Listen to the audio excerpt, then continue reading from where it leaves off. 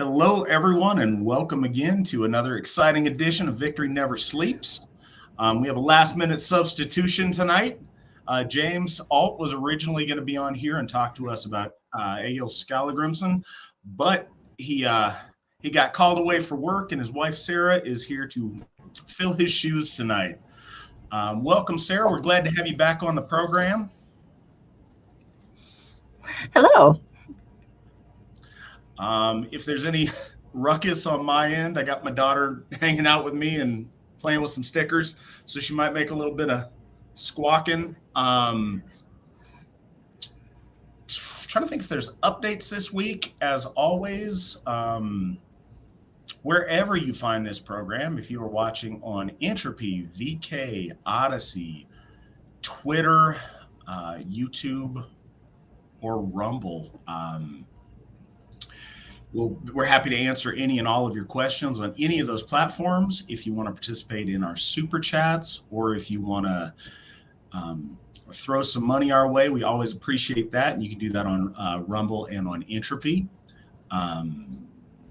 Coming up at, it's not quite October yet, but at the end of October, the very last weekend of October, we have Winter Nights.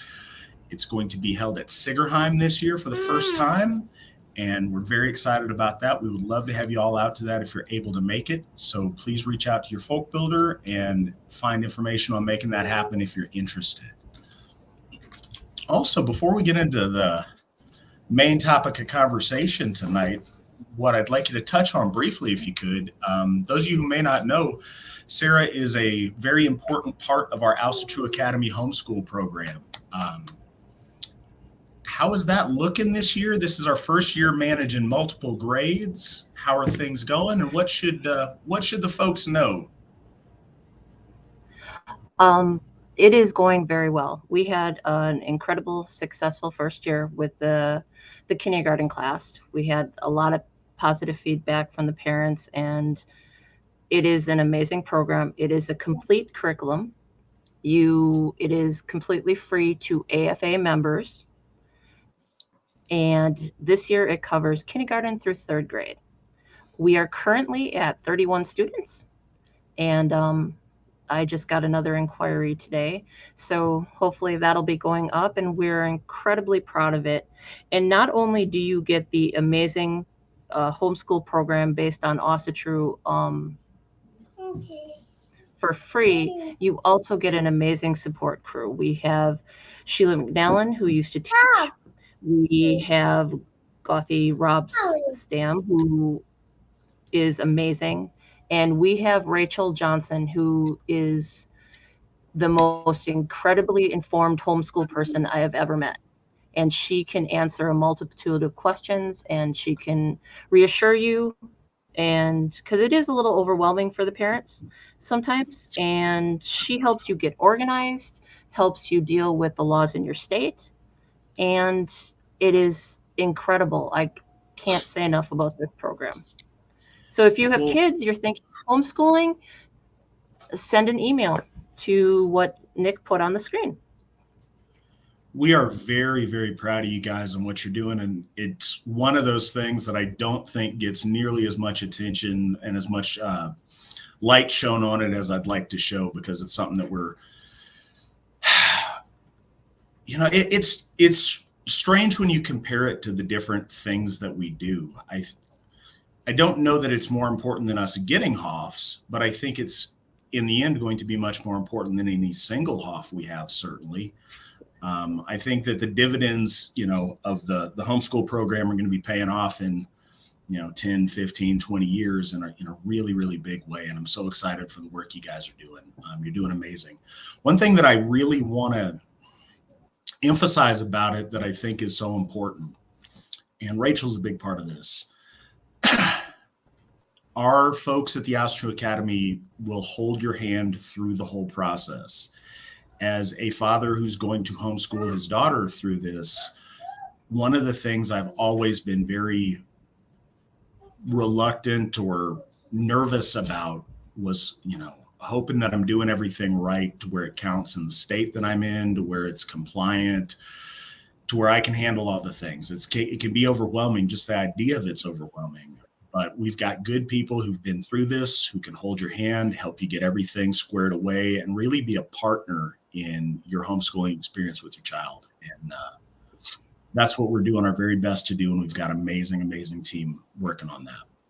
We really do. And on MeWe, we have a parent support group for the Academy. And what I've noticed this year is it's very active with parents supporting other parents. And that helps tremendously to know that other people in your area are going through the same thing, and they can help you with planners and help. I need a lesson for this, and this is what I did. And it's just cool to see the parents interact. And the really cool thing, I'm sorry, Matt, I really no, you're fine. Go ahead, please. But please. In Minnesota, we have enough members who have children in it that they're going to start doing field trips. So the Asatru Academy is going to have homeschool field trips. And this is amazing to me. And I can't wait till every state is able to do something like this. I mean, this is the start. The improvement since last year is tremendous. Just the experience gain, the fact that we've opened it up to 3 additional years of curriculum in that time. Those you may not know, we're doing K through 3rd at present. Yep. We will at the very least have K through 4th next year. But as it stands now, if you've got kids K through 3rd that you would like to homeschool, please reach out, because it's so important, and it's more important now than it's ever been. So if that's something that you're interested in doing, we would love to help you do that. Oh, and also, like, for next year, the plan is K through 4, but we are working very hard to make that K through 6 and add a preschool. I would not be surprised if all of those things happen. They will happen. You guys have a track record of overperforming, so that's awesome. You do. No, that's very proud of you guys. That said, we have, so tonight, and I should have prompted Nick to be kind of prepared with a link for this. I'm sure you guys can find it yourself, though. But 1 second, sweetheart. Our hero for this evening is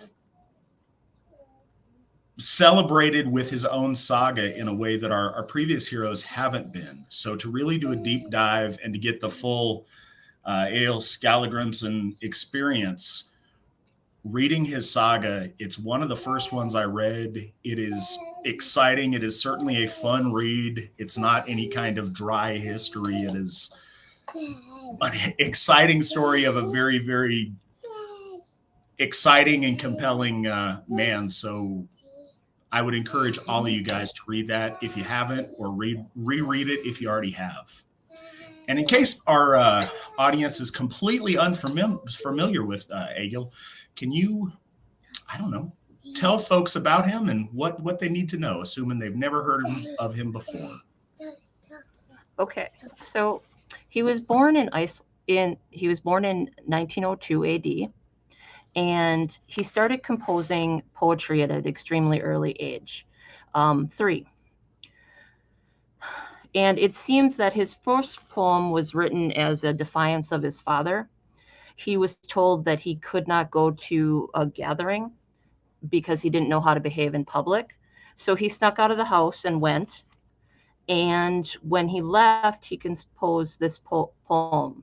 Here I am at the hearth of my host, the generous one who grants gold to heroic men, free-handed fosterer. You'll find no 3-year-old babe among bards more brilliant than me. So he started it at a very young age. And the next part takes him to when he was 6, and he had been playing a game with kids a little older than him, and he was winning, and the boy that he was playing with cheated. So basically, he ran home, got an axe, and killed the boy. And his mom was actually very proud of him for that, because he had the makings of a real Viking, for lack of a better word. Now, throughout his life, he exhibited berserk behavior. And a lot of the talk in the saga has to do with his large head.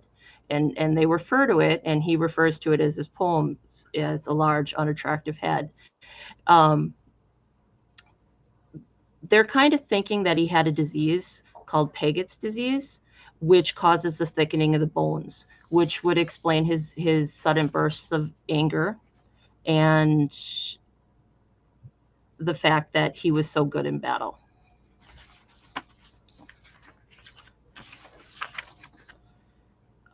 Let's see. He started Viking life as a teenager and happily followed the calling until he reached middle age. We know a lot of him because of the stories that was written down. It is thought that Snorri Sturluson is actually a descendant of his. Now, he fought and led many Viking raids throughout most of Northern Europe. His violent, successful career took him to Norway, Sweden, Denmark, England, Saxony, and Frisia. He fought as a mercenary for King Athelstan, the King of England.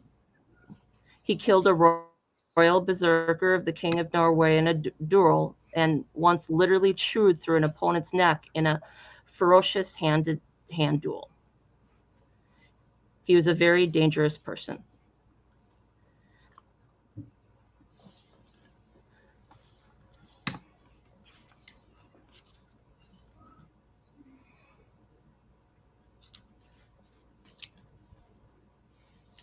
Yet, for as dangerous as he was, he had some very deep human feelings and emotions.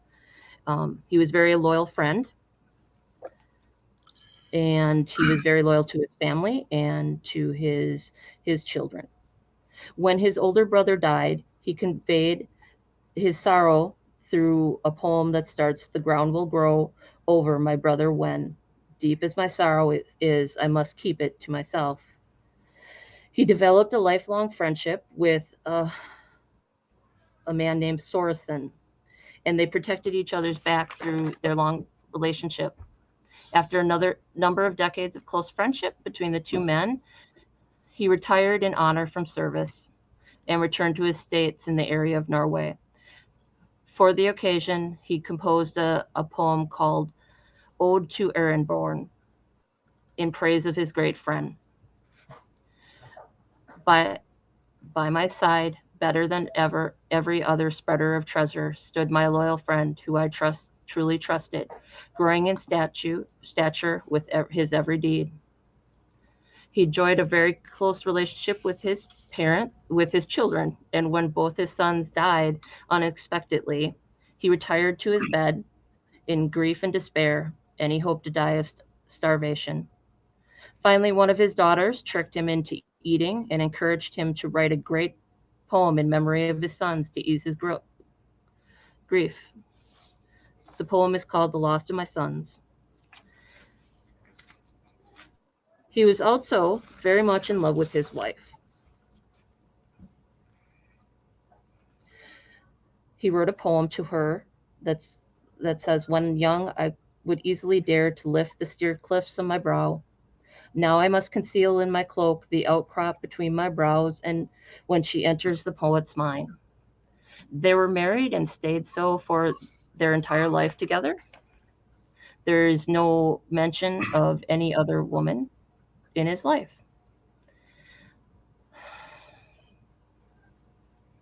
Friendship mattered a lot to him, and he often stood in the stead of duels for weaker men, and he always ended up the better for it. He cut off the leg of one man in a duel, and he took the responsibilities that come with true friendship seriously. He could be very kind. Once he was staying with a family friend, he noticed that their young daughter was very sick. He offered to heal her and asked that she be given fresh bed sheets. Then he cut ritual runes for her, which he put under her pillow. Soon after, she quickly came back to health. After a successful career, he retired to his farm in Iceland. He lived well, and for the most part peacefully into old age. He died shortly before his 90th birthday, 10 years before Iceland turned to Christianity. He continued to write into his old age and showing his sense of humor often. There's one poem that says, "Time seems long in passing as I lie alone, a senile old man on the downy bed. My legs are two frigid widows. Those women need some time." So he had the duality of his life. He was able to do the violent stuff that was needed of him, but he also had the softer side where he had loyalty to his family and his friends. And I touched on it when he healed the girl, but he was very much, he knew his runes very well. He had a very good mastery of them. And other than healing the girl, he also used ruins while he was raising a netting pole against King Eric Bloodaxe and the queen.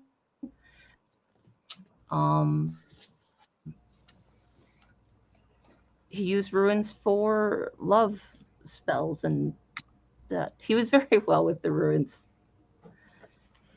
And the story of that I didn't know about him is they were constructing, his children ended up turning to Christianity, and they were constructing a chapel on the homestead. And so they had his body exhumed, and they had taken his skull and they hit it with an axe. And because of the thickness of the bone from the disease he had, the skull ended up turning white. And it is in a museum today. His homestead can be visited in Iceland. And I believe that's all I have, Matt. Excellent. There it well, is. Yeah, I appreciate you coming on and talking about him this evening. And it's great to have you on for other things and to talk about the academy and everything else. But I'm really hopeful that folks who listen to this will go out and read Egill's Saga, because it's really cool. It's one of the most substantial and in-depth and just exciting and all over the place sagas that we have. He lived such a full and complex life of adventure, literally since he was a little kid. And it's really cool to read about. Also in his rune mastery, he once carved runes on a horn he was going to drink from that turned out to be poisoned. And the horn, when the poison was in the horn, it burst because he carved the protection runes in it. So that's one of the things. There's a lot of, very exciting warriors and poets and heroes in our stories, but we reserve our days of remembrance for ones that also had a particularly Asatru element to their lives. And his being an Odin's man since he was very young, fought through his family because he's from a line of berserkers, is telling and something that stayed with him throughout his life. And he lived at a tumultuous time where conversion was going on everywhere. And,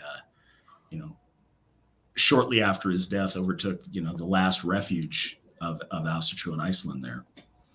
So it's very important in that way as well. We've got some questions already stacking up.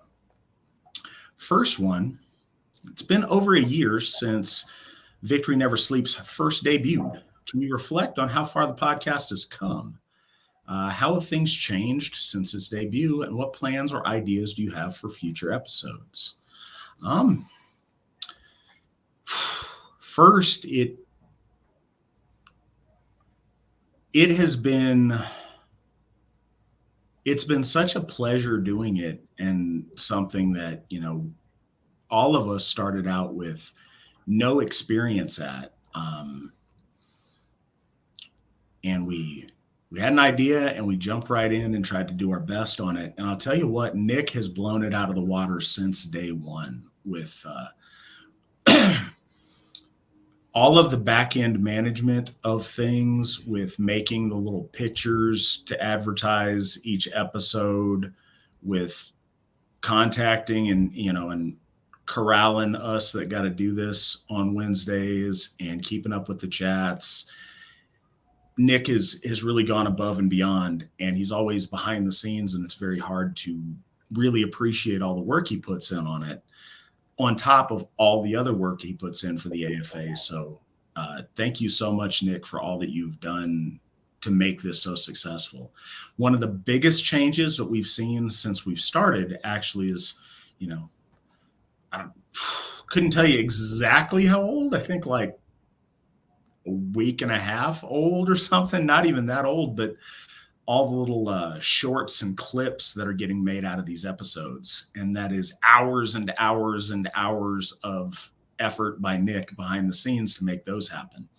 And that seemed to really increase our reach, increase, our algorithms, get more people to see the show, listen to the show, know about who we are and what we're doing. And that's, one of the big reasons we started doing this.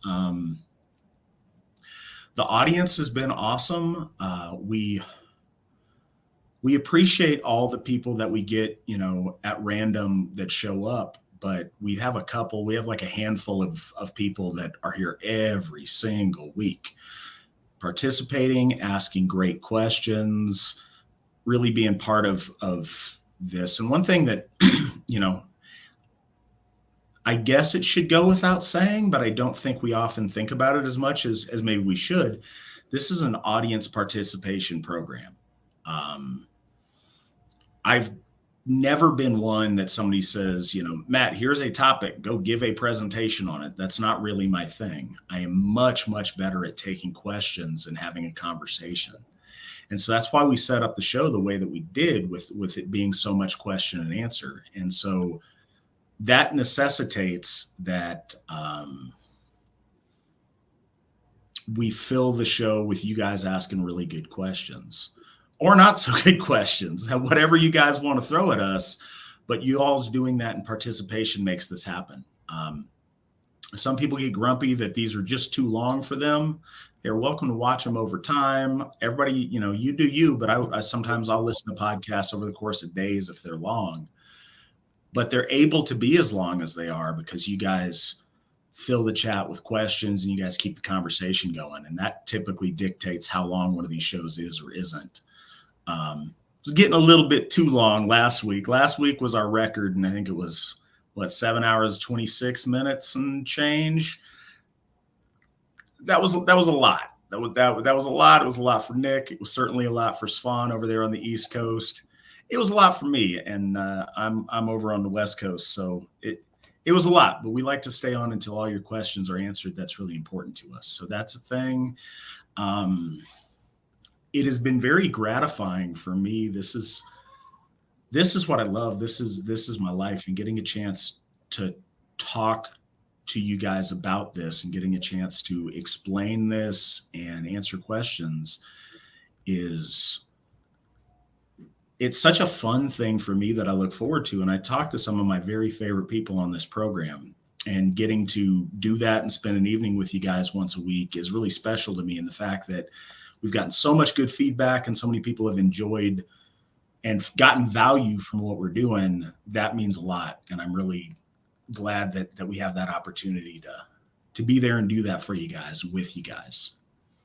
But yeah, I'm kind of overwhelmed with how successful this has been over the last year. I hope that stays up. As far as future plans, I wish, but as stuff comes up, I'm always hungry for, ideas or topics. Honestly, between you and I, a lot of the time, the topic is just an excuse to get one of the people on here that I want to talk to you guys.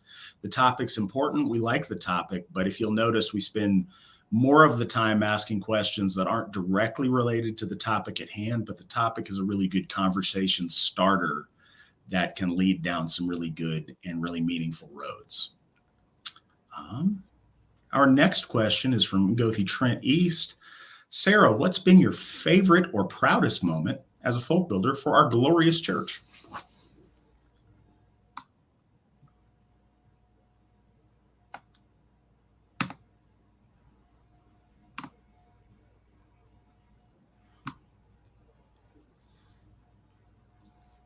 Sarah is in deep thought on this question.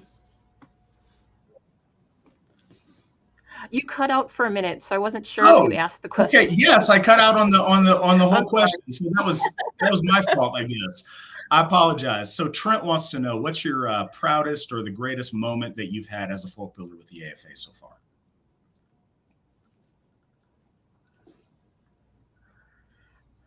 Oh, okay. There's so many. Obviously the Academy, but we talked about that already. And I am very fortunate and lucky to be a part of a Ladies Mysteries podcast that we have once a month. That it's for just the women in the AFA, and it teaches them the basics of Asatru. It teaches them the mysterious things that women do, and it really shows them and involves them, women, as a part of the AFA and a part of Asatru, and that's very important. But one of my proudest things I was actually thinking about the other day, I went to my very first Fall Fest in 2019, and that is when I first met Brandy Callahan. She was helping with the kids' crafts, and I was just in there kind of volunteering. And her and her sons, they just seemed like really nice people. And then in Fall Fest of 2020, I got married at Fall Fest, and she got oathed as a folk builder. And then when Baldershoff was dedicated, she got ordained as a Githia. And the very first Elsie Fest in Wisconsin, she was made a Witten. So I am extremely proud and thankful that Witten Brandy Callahan has been weaved into my life so much. She is someone I look up to. She is a friend, and I can't imagine the AFA without her, and I wouldn't want to, or my life for that matter. So I am very proud to know her, and I guess that is one of the proudest things. Me too. Brandy's pretty awesome. Speaking of Brandy, she says, Sarah, you're looking gorgeous. Could you tell us why you enjoy folk building and why it's so rewarding?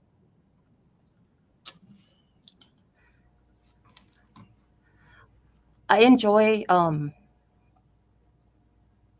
am very excited about the AFA, and I enjoy being able to share that with other people.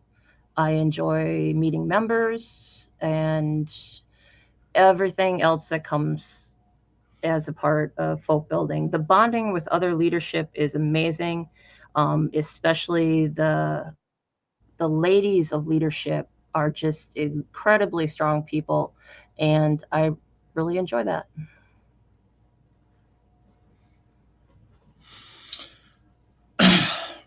That's one thing that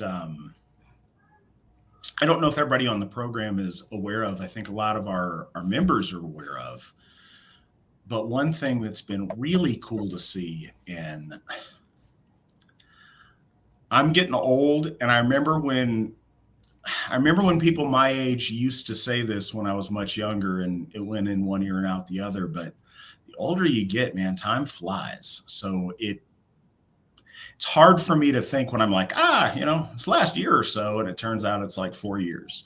So I don't know. Anyways, relatively recently in the AFA, our women have really developed such a strong bond. And we've got a lot of groups for just our ladies, both in person at events, but also online, to where they're able to share with each other, share, special things that happen in each other's lives, learn together, grow together. And I've seen that be such a beautiful thing, at least from where I sit. And, we try to stay out of that and let the ladies have their space on that. So I don't know all of the details of it, other than everybody tells me that they love it and they get so much out of it. Next question. Would you ever consider doing VNS episodes for our mythic heroes, such as Sigurd and or Beowulf? Absolutely. I would love to do an episode on both of them. And as a matter of fact, I will, from this moment until they come out, work on getting those scheduled. I think those are really good things for us to talk about. and I would love to celebrate them on this program. So absolutely, I will do that, and I appreciate the suggestion.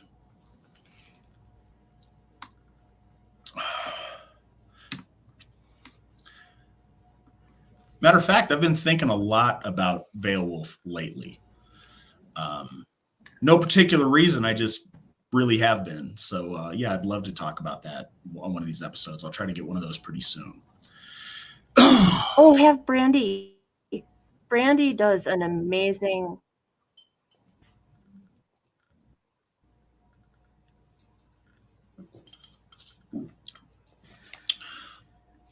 So I don't know if you cut out or if I did, but last thing I heard was Brandy does an amazing. Yes, I was just saying that you should have Brandy do the Beowulf one. But I gotta warn you, it's gonna take at least 9 hours, at least, if not 4 episodes. So honestly, but it's the basically things a she picks out of that story. story are just amazing. We may very well do that. I may talk to her about that when we get off the program. We may even break it up into 3 episodes because it's basically a 3-act story. So we'll see what we can do on that, but I think that'd be a really good idea. Next question. Have you been to Borgarfjörður Museum in Iceland? The whole basement is dedicated to the sagas and a large portion for Egil.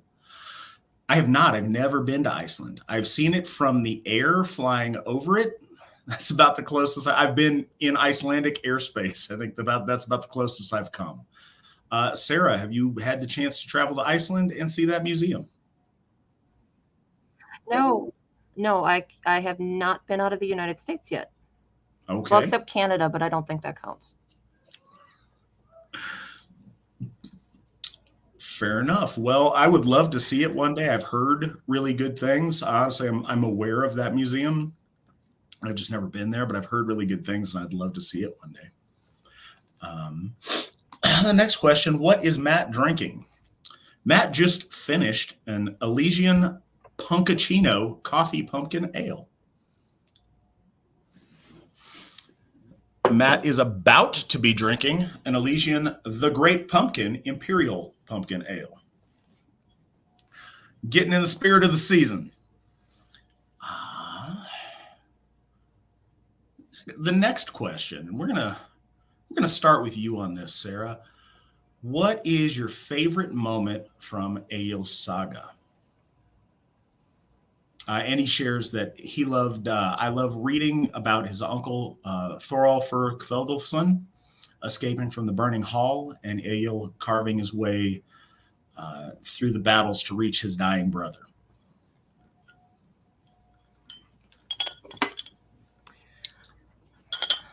I like the story of him healing his friend's daughter with the carving of the ruins and just changing her bed sheets. The battle scenes, I like those. It shows just such a duality in his life, and just he was just incredible. And to know that he was real is another thing. A lot of times when you look at these heroes that we honor with Remembrance Days, it was so long ago that there's a tendency just to see them as stories, but these were actual people who did these actual things that we're honoring them for, and that's just kind of really cool in general. So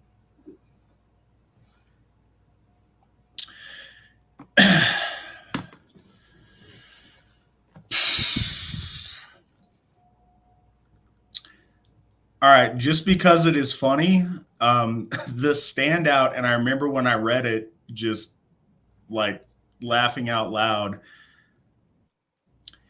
When he would spontaneously compose some poetry, it always, at least in my translation of Saga, it's like, and then Egil spake a verse, and then he spake a verse. There was one occasion where he vomited in another man's face, and then he spake a verse.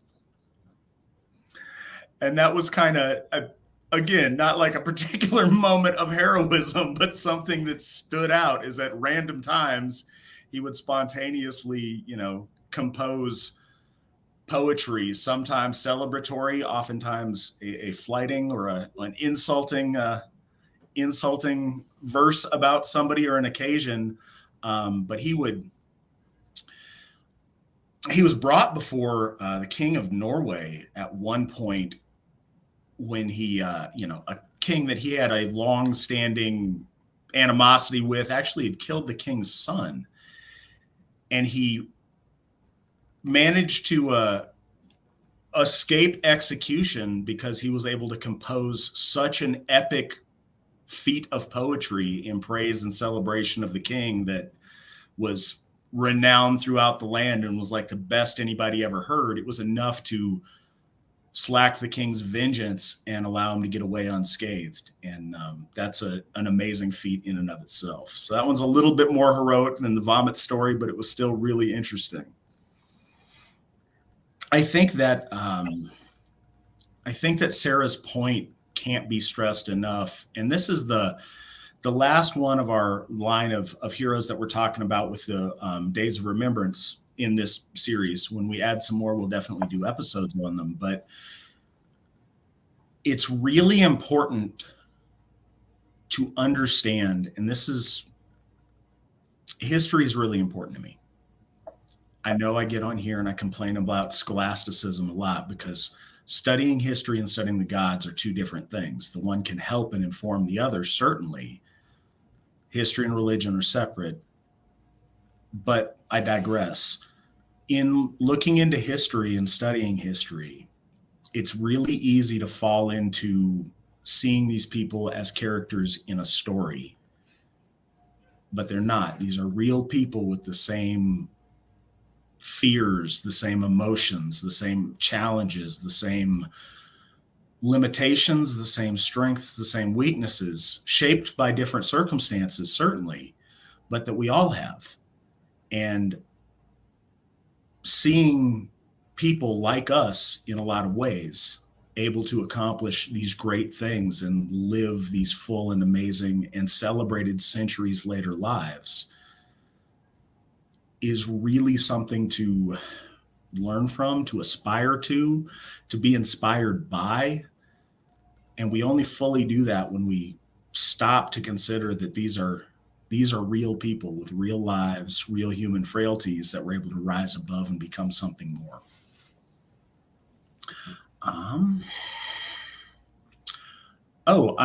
Nick would like me to ask you about the AFA Eldrie program. Could you tell us a little bit about that? The AFA Eldrie program was created by Githia Sheila McNallen for AFA members age 50 and up. We have a group on MeWe. Sheila also sends out emails to the ones that aren't on MeWe. And every Friday there is a meeting at 4 p.m. Central Time. And we spend sometimes up to 2.5 hours just talking about the good old days and the future we see for ourselves in the AFA. It's just a nice bonding for that age group. So if anyone is an AFA member over the age of 50 and we haven't been in contact with you already, you can either reach out to Sheila or to me and we'll get you hooked up with the group. And it sounds like people are really enjoying that group. It seems like a lot of our members that I think are somehow feel, outside the loop when people get in there with their hip 20-year-old internet millennial speak. I think it helps some of our members who maybe aren't as keen on that bond in a different way. And I've seen that not just, them locally, but all across. I think we have a couple of international members involved in that. So all across the world, as far as I know. Yes. I know it's helped some people locally as well, very much. So I've heard nothing but good things about that. If you're up there in years and you join the AFA, be sure to be a part of that. I hear there's good things on it. Give me about 8 years and I will join you.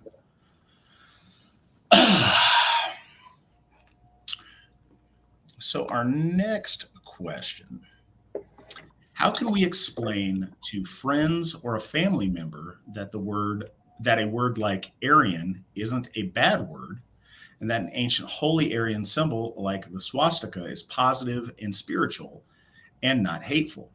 Many people just don't get it, and it feels alienating at times. So I think that one of the first things is to differentiate: do they not get it, or do they not want to get it? And I think that the word, certainly the symbol, are just scary to a lot of people, and are probably going to just stay scary to a lot of people. And I don't think they want to have the discussion. And if they don't want to have the discussion, then no matter what you say, it's going to go in one ear and out the other. If they genuinely don't understand, then there's plenty of resources. Just Googling it, you can figure out very, very quickly the roots of a lot of these words. I'd say that the biggest thing that is not scary to go to is Hinduism and Vedic Indians. And they have had a continuous use of the word Aryan and of the swastika symbol for thousands of years. And I think that's easily documented.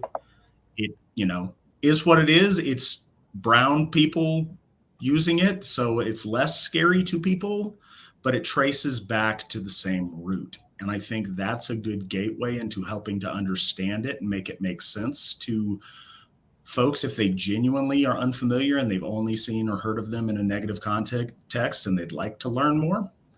But I think that it's not necessarily a battle worth fighting if it's just immediately in your face scary to people. Our job isn't to freak people out. We would love to talk to them about being noble. And if that doesn't mean throwing Aryan in their face every time it scares them, you can just talk about us being noble and that being a characteristic that our people have always been known by and have named themselves after. And there's a lot of other symbols that are very similar, that have a very similar meaning, but that aren't as, haven't been used for propaganda purposes against our people for a really long time. There's a lot of other symbols that you can use, and frightening people isn't what we're trying to do. And so there's a lot of stuff you can do. Sarah, what are your thoughts on that? Well, with the word Aryan, I don't find myself using that word in conversation normally, so it's not a conversation I've had to have with my family and friends. I know that's unusual for my movement background, but it's just not part of my conversation. With the swastika, though, that's a little different for me. I remember sitting down at the dinner table with my dad, who already knew the background of it, and explaining it to him why it wasn't just this thing that he viewed as evil and hateful. And it got nowhere. So I think it depends on the perception the people already have about it. There's such a negative attachment to it as soon as you say the word, as soon as you see the symbol in normal people outside of us. And I think in general with things like that, and the more normal you make it, the more normal, or at least the less they notice, is, I guess, kind of my theory, whether that's right or wrong. Like, if you don't make the big deal out of it and make the point that I have to explain this to you, I know that you feel this way about it, let me explain it to you. But if you're just wearing it and just wear it and you're a normal person, it's just part of you. At least that's what I found with, my family and the people I hung around. Honestly, having a conversation with somebody who's genuinely interested in those two things, that's fine. There's a lot of ways to explain or do that. but I think the point that Sarah made is really important. You bypass a lot of the pitfalls of conversation if somebody is not open or desirous of the conversation. If you use both of those things appropriately and you aren't using them as a device to throw in people's face or to try to scare people or to try to be edgy with, if you're genuine in your use of those things and you're a normal, I say normal, and it's probably not in this day and age, but if you're a good person doing good people things and they know you and respect you from that, it's going to bypass that conversation and it's going to ingrain in the back of their head, hey, well, he used that word, and hey, he has that symbol for certain things, and he's not a bad guy. And I think that's a better thing to do, and something else to just consider. Outside of the screechy woke crowd, and it depends, we've got a lot of different generations of people who listen to this program. But for example, if you're 60 and above, your parents, grew up in a time where there's a lot more direct baggage to that. And whatever your thoughts may be about the Second World War, if you're in England or the United States or a number of places, you may be dealing with someone whose parents, or if not their grandparents, they grew up talking to people that fought and died where that was the call sign of the enemy team. And whatever the arguments about it are irrelevant to people who grew up in the 40s, 50s, and 60s. They have a really direct connection to people that have some really ingrained issues with it. And it's not really worth rubbing salt in or picking a fight with. But like Sarah said, I think just being you and being a good person and being the example of what to be and happening to use those when they're appropriate is probably your best bet, unless people are genuinely intellectually curious. Mm-hmm. Next question, will there be more VNS with multiple Gothar and folk builders on at a time? Will you do more in-depth talks with the other 10 Asinur like you did with the Aesir, Frigga, and Freya? What about the AFA kindreds? So sure, I'm happy to do that on all of those. Honestly, while we are in a way rebuilding a lot of our relationships with the gods and the goddesses, especially the ones that are less celebrated or less known, I think that our amount of material is much less, especially with the other Asinur from that poem with Frigga's handmaidens specifically. I think air is probably the one that we could do the most of a show about. And again, not because the source material is more, but because people's current interactions over the last 50 years with air have been significant. There's a cult of air that's kind of grown up within Asatru because we've had so many people that have prayed to her and been helped by her when they've been ill, when a family member's been ill. I think that there's a relationship there that we could talk more on. So I think doing an episode of her, if Nick would write this down somewhere so I'll remember it when I get off the show, would be a really nice thing for us to do.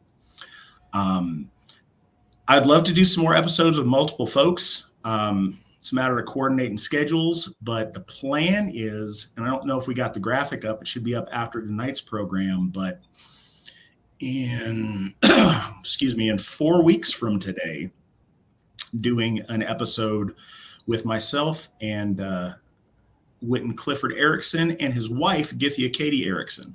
We should be all down at an Airbnb near Sigerheim. Hopefully they got good Wi-Fi and all kind of sitting around the same table or same living room or the same wherever we're at and doing an episode from there. And that's going to be right before our winter nights in Sigerheim. But yeah, that's the first one of the multiple folks that we'll have on that we've got scheduled. I'm really happy to do more of those. I think I think those are fun to do if we can coordinate them, and I will try to work some more of those in if you'd like to see those. And what about the kindreds? If you would like to have an episode just on AFA kindreds, we could try to figure that out. I'd probably have folk builder Jason Gallagher on again. He heads up the kindred program and always has. So we could work that in if it's something you're interested about. Again, Nick, if you could take these ideas down so we have them after the show, that would be awesome, because everything I don't want to do and want to put work on, I push on Nick, and he does it amazingly, and I appreciate it. Brandy says, speaking of Beowulf, Sarah, could you tell our women folk how to join the book study? The ladies' book study on Beowulf is every single Thursday night at 7 p.m. Central Standard Time, and you can reach out to me, and I will get you hooked up with a link to join the Teams call that we do to do the study. They last about an hour. They're recorded, and I have a playlist of all the past recordings, so you can get caught up to where we're at. And plus, Brandy made a 68-page study guide that accompanies it, so I can get that to you also. If you have never done a bookstore study with Brandy, it is incredibly interesting, in-depth. There are a lot of personal things she goes down, and all these rabbit holes that are awesome. The last book study before this was Deep Ancestors that we did as ladies, and that took 1.5 years to finish the book. So that is how book studies with Brandy go. But you come out of it with lots of knowledge and lots of understanding, and it's awesome. I think that's the difference between a book study and just reading a book together at the same time with other people. You can read a book together really quick. To really do an in-depth study, taking the time, I think, is really well worth it.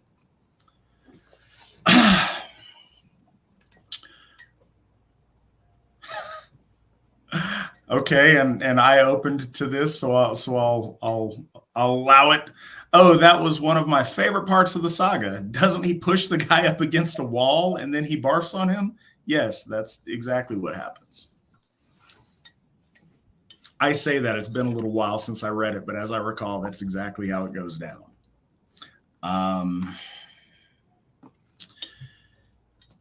At what point in history do you think Pan-Aryanism really became a prominent idea amongst our folk? No doubt in ages past, during our tribal days, many Aryan tribes thought of themselves as separate peoples. Surely we've evolved since then, but when did we awaken and realize that we are one people? Sarah, do you have any thoughts on this? No, this one I do not. I'm not really sure when it all started coming together. So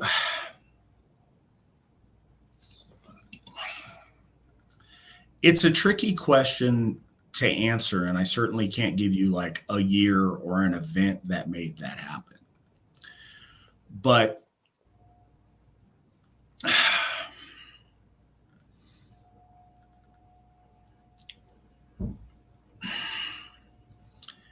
in the large sweep of centuries, there has always been migrations and movement of our folk. So the intermixing of groups that at one time would seem different into groups that then consider themselves the same, and then groups that later balkanize into smaller groups, I think that's happened within our race of people since the beginning. I think that when people's view of the world was much, much smaller, and there was so much of the map that was still black and unknown, I think we all have a tendency to do this. We recognize sameness and difference. If the differentiating thing is you guys wear different clothes than we do, then cool, we make a distinction and consider those people different.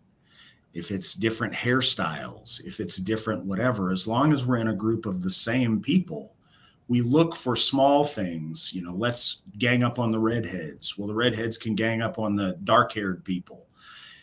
And the further you move out to different valleys, different regions, different places, especially when you have people in the Mediterranean building a very different form of civilization than you have people in the forests in the north in the cold doing, it's easy to do.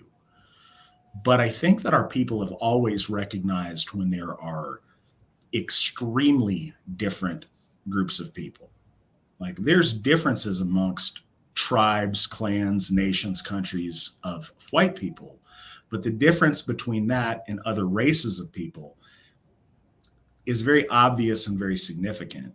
And I think that our people see that when they went on expeditions. When the Vikings discovered North America, they didn't act like the Native Americans at the time were just a different tribe of European peoples. They were a completely different thing. And I think you see the same thing when our people went on crusade and discovered blacks for the first time, that they'd never seen one in their country. I remember an illustration in Parsifal, because one of the characters was said to be half black. The illustration is literally a guy, like in the original Star Trek, to where half of his body was white and half of his body was black, because they couldn't conceive of what a mixed race person would look like, because that was such a foreign idea to them at the time. So I think that when the world started to open up, I think that probably for the average people during the Crusades was probably something that we noticed a lot. I think that certainly during the Age of Discovery, when we were traveling to the Americas for the first time, to the Pacific Islands for the first time, to really discovering Africa for the first time, that was a time that we really noticed a great difference. And anytime we notice these great differences amongst other groups of people, we reflect on how small the differences are amongst us. And so I think we also noticed that very specifically in Central and Eastern Europe during the Mongolian invasion. I think that during the time of the Khans, we really saw a difference between those people and our people. And certainly you'd have tales from travelers and things. And I think it was the thing of fantasy for a long time, but I think it becoming a real concept that the average person understood was at those times.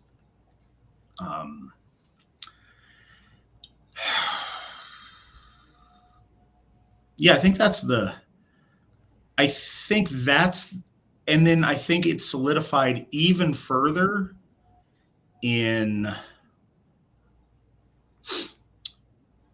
so I think that everybody got it as a concept at that point. I think when massive scale immigrations happened in the 1960s, and when there was a social agenda about forcing a melting pot onto our people, I think that's another time that we really felt the commonality of our folk, and we really saw it the same and different in an enhanced light. I think those are probably the times in history I think are the most significant on it. The next question we've got up: how should we defend ourselves against the epithet of LARPing? I think. Can I answer? Yeah, please. Yeah, you take this one first, Sarah. Go for it.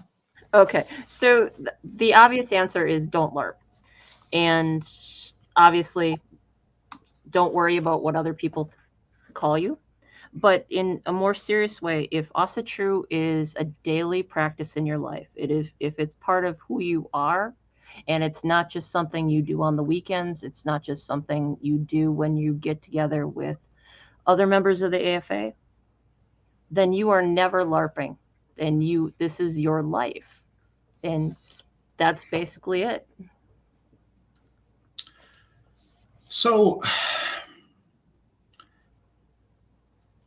unfortunately, and I think with a lot of things, there is an uncomfortable gray area. There are numerous different accusations leveled against us for LARPing. I think the obvious ones, the Viking LARP thing, don't Viking LARP. Why would you dress up like you're a Viking? You're not a Viking. Why would you wear Viking clothes? What is the purpose of doing that? The best way to avoid being accused of LARPing is don't act silly. Don't wear legitimate reenactment Viking clothes. But further, and probably even more important, don't wear guar clothes pretending that you're a Viking, because that's silly on top of it. And that seems to be what modern pretending you're a Viking is supposed to be. Everybody wore black and had ashes on their face and shoulder pelts, and they didn't have colors, and everything was leather and like partially ripped up. And that's silly. That's not what Vikings actually look like. But secondly, why you should avoid dressing like you're from an age you're not from. Wear modern clothing, behave as a modern person, and practice your faith in a modern context. We owe it. It's important that our detractors don't think that we're silly, and that potential people that should come home to their gods don't see what we're doing as silly and run the other way. But it's also important that when we approach our gods, we're not being silly, that we're being respectful of them by honoring them in a legitimate way, not in a hokey, cheesy way.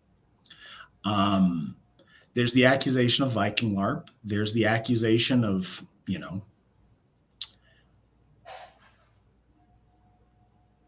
1930s and 40s continental European LARP. And I think that we can avoid doing that by, again, not playing dress up and not pretending we live in a time different than the time that we live in. Keeping what we do focused on today. You can respect and celebrate our history. We can celebrate heroes from our past, like we're celebrating Egil tonight.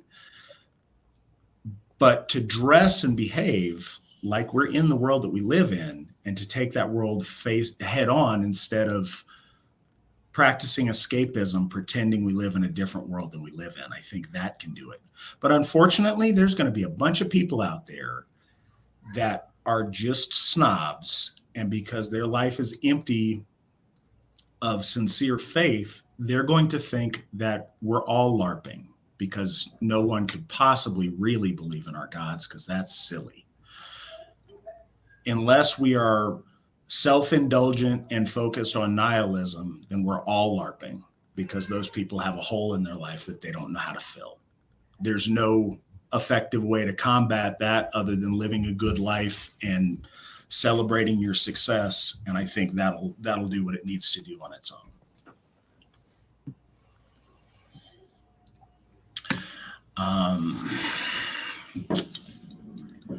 Hello.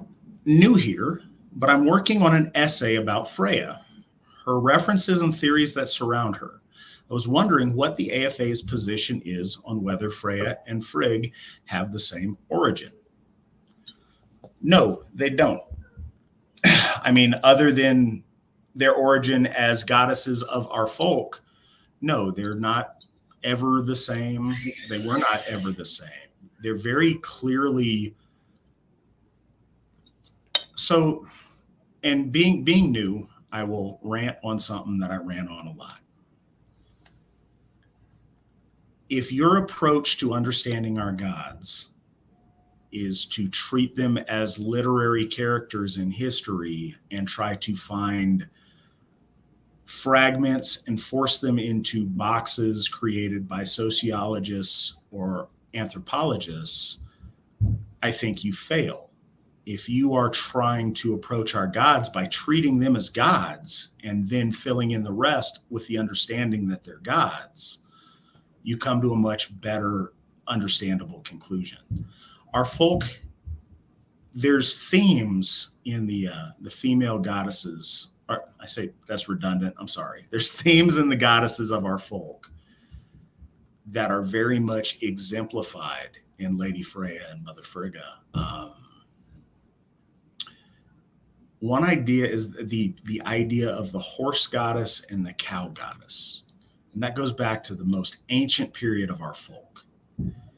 There is female divinity that exemplifies untamed, wild, magical, pushing the edges, pushing the boundaries, single women's mysteries. And there is a segment of our goddesses that exemplify the home, the hearth, motherhood, marriage, the societal duties of women. And those are clearly exemplified by Frigg and Freya in a very distinct way. There's not overlap between those groups of goddesses unless you see the transition from the horse goddess growing up into the cow goddess figure in lore. But they're always separate, and that's very important. The personalities and the existence of Freya and Frigg are very, very different. And I would encourage you to go along those lines. I appreciate you joining us tonight, and I appreciate you being on the program and asking questions, and we're glad that you're here. All right, I'll let you take this one first, Sarah.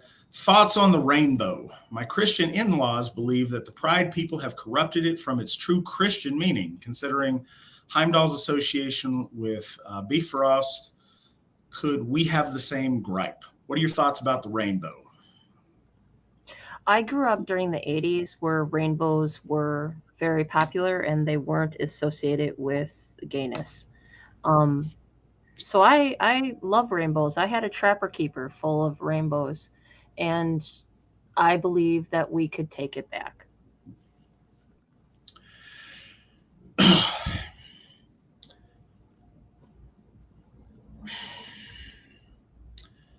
Rainbows are awesome. Rainbows are beautiful. There's a lot of really cool things about rainbows. Again, when I grew up, rainbows weren't gay. Rainbows were mostly for girls, but they weren't, it wasn't a gay thing. I do absolutely believe that we can take it back and it can mean something different at a different time and a different place. I think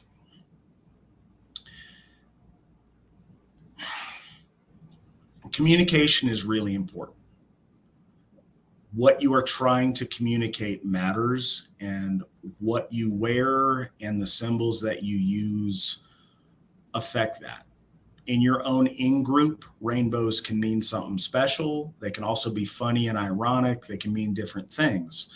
But when broadcast to the world at large, rainbows mean LGBTQ plus and whatever else is cool this week.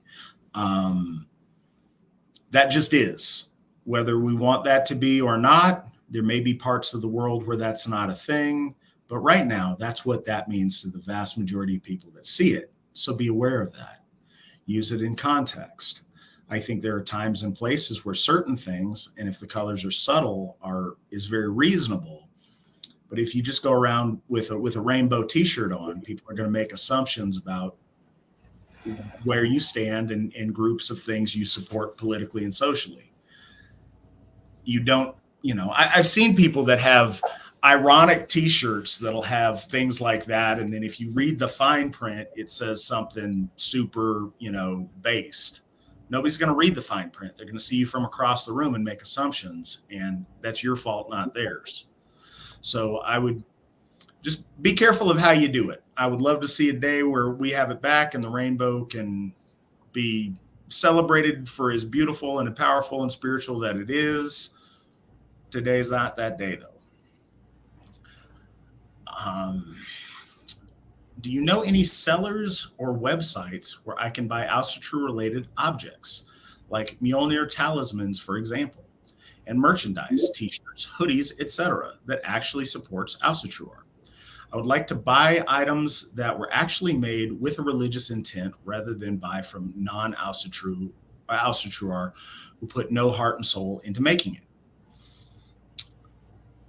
Yes, eventually. So we are currently rebuilding the store at runestone.org. We currently have flags and books. Our folk builder and lady who runs that store, Allison Clausen, is currently in the process of getting t-shirts and hoodies and such made. She's going to have hats, those kind of things. We also have a member that I've talked to about getting some Mjolnirs that he makes up on the site. That would be really, he does really, really cool ones. And to get his on the site would be really nice. That's the store at runestone.org. We're not quite there yet. We're in the process. The woman that was running the store turned on us in a really ugly way in June and kind of brought that whole process to a halt. So we've had to rebuild our store and repopulate it with merchandise. So we've been working hard at that, and we've got some of it. We're just not all the way there yet with clothing and such, but we are working on it. And I've been told some of that will be ready by the end of October. We'll see. But that's my suggestion. Sarah, do you know another place folks can buy Asatru related products? If you are on MeWe, we have a marketplace which some of our members sell the wares that they make. And there is a wide variety of them. We have very talented members. So if you are on MeWe, reach out to your folk builder so you can get put in that group and you can see what there is to offer. If you're an AFA member. If you're not, you should be. So I suppose this is a good time in the program for that. If you are listening to the sound of Sarah and my voices this evening, are you an AFA member yet? If not, why not? If you can't come up with a existential reason that you are not eligible to join the AFA, I would really invite you to check out the website. And if you're in agreement with us, to join and be part of it. We're doing amazing, amazing things together, and we would love to have you be part of our AFA family. I think, and this is, going on a little bit of a rant for a second. A lot of people, when they find the AFA for the first time or hear about us for the first time, they assume we're new, or we're just starting out, or we're trying to build something. We're certainly building, but we're not trying to do anything. We're doing. We've been around as the Asatru Folk Assembly for 28 years. At the turn of the year, we will have been around for 29 years. The current of Asatru, founded by our founder, Stephen McNallen, is 54 years old. We've been around for a while. We haven't been around in the modern era for centuries, but, give us 40 years or so and we'll be there. So that's to say this: we've got a really special and really good foundation. We've got a lot of momentum behind us. We're doing amazing, amazing things, but we're still small enough to where every individual can make such a big difference in what we're building and what we're doing. You have the opportunity to be such a huge part of the growth of Asatru for our children and for their children. This is such a special time to do it, and we need and want all of your help to make that happen. So we would love to have you with us. If we want nice things, if we want to build this to be a faith that our children and our grandchildren can get the most out of, we need to do that together. And we do that by being part of the team, by being in the arena, by being the ones out here volunteering time, effort, and money to make this happen. There's a lot of people that like to sit on the sidelines and say they support us 100%. When they really support us 0%, they just kind of like what we're doing. Supporting 100% means joining the team and making donations and being part of what we're doing, and joining and having your family join, coming out to things, being at the Hofs, participating in Asatru, worshiping our gods, strengthening the AFA's kin fence. We'd love to have you guys do that. So if you have not joined yet, I invite you to check us out and send in your applications. We would love to have you guys join the AFA family. Githya Anna asks, Sarah, you've been doing a great job in focusing on fitness. What would you tell somebody just starting out? See, this is that awesome female support we have in the AFA.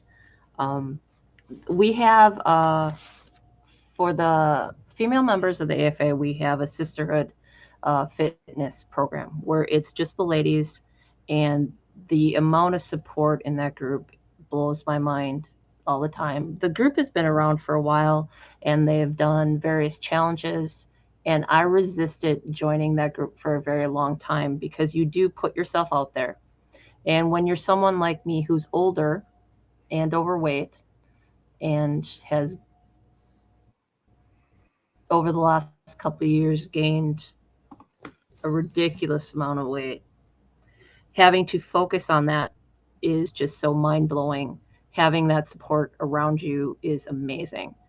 So what really worked for me was the support of everyone in that group, especially Mandy. If you don't know Mandy, she is freaking amazing. I don't know if I would have been able to continue doing this without her. She got me into the habit of consistency. I rethink everything now about my relationship with food, what I'm eating, what I'm consuming. Even when I travel, I make plans and I portion out food, and every single day I exercise. I don't have a lot of money, so I've found a lot of different hiking areas in my area to go to, so that I'm doing that. And some of the parks in around us have gym areas in the park, which are completely free. So I've been doing those 4 times a week. And like I said, having that support system, the consistency, the thinking about what you eat, keeping track of things. I have this whole plan about proteins and fat and fiber, and it's just completely different vision of the way I think now. And it's been really cool. My energy has increased. I've been so much happier, and I can't say enough about that bonding and that sisterhood group. It is an amazing group of women who are out there doing it with you, and they're all at different levels because everyone has a different goal for their fitness, but it is absolutely amazing.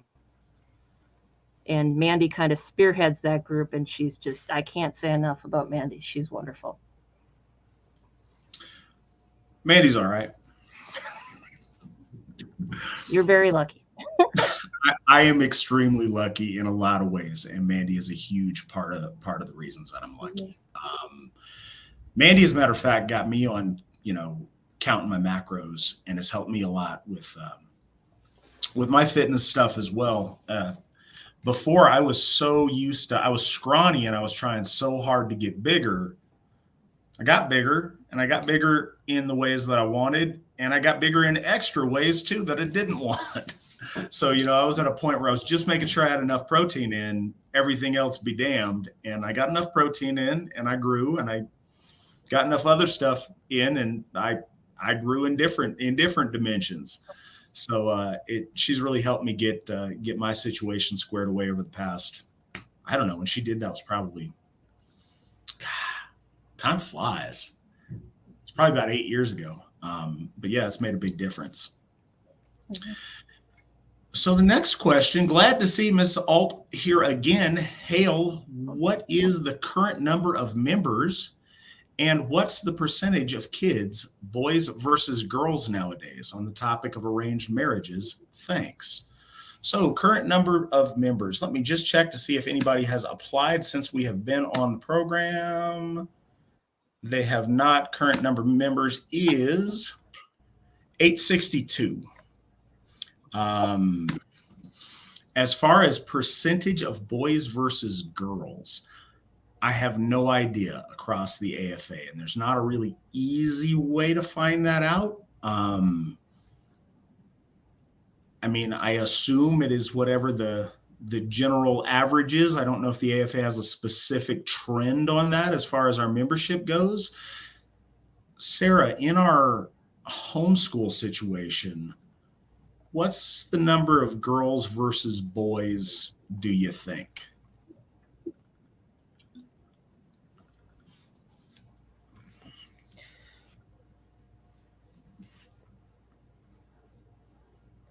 I know we definitely have more girls than boys, but I could not tell you the percentage of it. I'm trying to go through it in my head, and I can't. All right. So you said we do have more girls than boys? I can't, no. Okay. All right. So we have do, an unknown percentage of boys and girls, but because we're in the AFA, there's just boys and the girls, which is awesome. Seriously, on the topic of arranged marriages, I think that a really hardcore, hyper traditional way of doing that is probably not realistic. But what is really nice to see, the more we come together as a faith community and the more it's treated like that, specifically with the group of women that we talked about, we have our women very often behind the scenes involved in matchmaking and trying to weave frith in that very traditional way. And so we have some of those things starting to be encouraged in a healthy and well-meaning and reasonable way for modern times. So we do have, the women of our AFA family kind of looking out for those things. We see that a lot with our young 20-somethings and 30-somethings. And, we will see that as our children grow into maturity with, the women of our church looking out for folks and trying to make matches where they think that would be advantageous. So I think that's a nice thing to see. Okay, I just went through the list and I was wrong. There are 20 boys and 11 girls. So there you have it. So there's some competition out there for the young guys growing up. But I think that's how things work usually. But yeah, that's what we're currently looking at, and I'm curious to see how that develops over time. But yeah, and these are really good problems to have. These are really good things to be able to have this discussion and seriously consider these things, because we're at that point where we are a viable community that way. Like Sarah mentioned, and this just blew my mind when she said it, because we've wanted this for so long, not just for homeschooling, but in general. We're getting enough kids in Minnesota, she says, for kids to actually be able to go on Asatru Academy field trips. And that's such a beautiful and exciting thing to see. And we're very, very proud of it. Our next question, any thoughts or insights on non-white Aryan groups such as the Iranians and modern Indo-Aryans of India? I don't believe in the concept of non-white Aryan groups. I think that when we talk in terms of Aryan languages and groups that come from Aryan stock, I think that that's a thing. When you see Iran and India, I'm sure that there is a very small number of people that still have that Aryanness to them that's identifiable. I think in that context, in reality, it's very, very heavily mixed at this point, specifically in India. And I think that mixture happened very, very early on. I think you find more people that are of original Aryan stock in isolated areas of Iran, but either way, I don't think that's what anybody's really talking about when they use the words, although I do think at a time that was very much the case. I think one of the things that's really interesting you point out and useful for the gentleman's question earlier in the show, the furthest extent of the migrations of our people until we discovered America and Australia was Iran and Ireland. And in their native tongues of the people that migrated there, both names of both countries mean the land of the Aryans. So I think that's a really cool linguistic thing. And I do think there are still very viable remnants of that in Iran in different places. But that's certainly not the typical of what we're talking about. And I think that's kind of generally understood.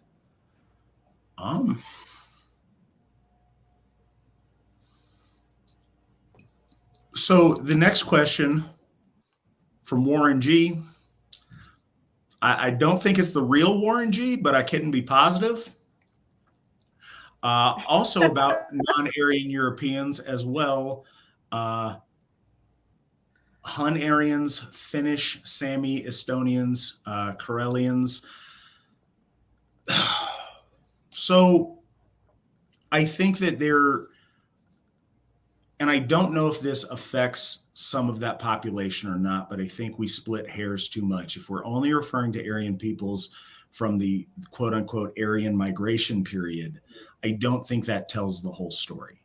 I think that the old Europeans are very much of the same stock as the Aryans that did the migratory pattern. And I think you see that when those two groups of people are reintroduced to one another during the migratory period. And so I don't think that they were separate people during the Ice Age and before. I think perhaps after that, a group broke off and did some of the what we call the Aryan migrations. But I think the old Europeans are from that same root stock, and I think you see that in the commonalities. But I'm not an expert on that, so please don't regulate.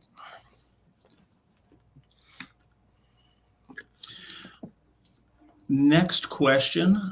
Thoughts on the theory that ancient Aryans built many wonders of the world, such as Stonehenge and the Egyptian pyramids, using the advanced technology of Atlantis? This is a theory I see a lot in alt-right Odinist circles. Is this just wishful thinking, or do you think it is plausible? If it seems like too much of a stretch, what theories do you think are more likely? Sarah, what are your thoughts on this? I 100% think it's plausible, but I also believe aliens could have helped and different other creatures that are mythical, but that's my personal thought.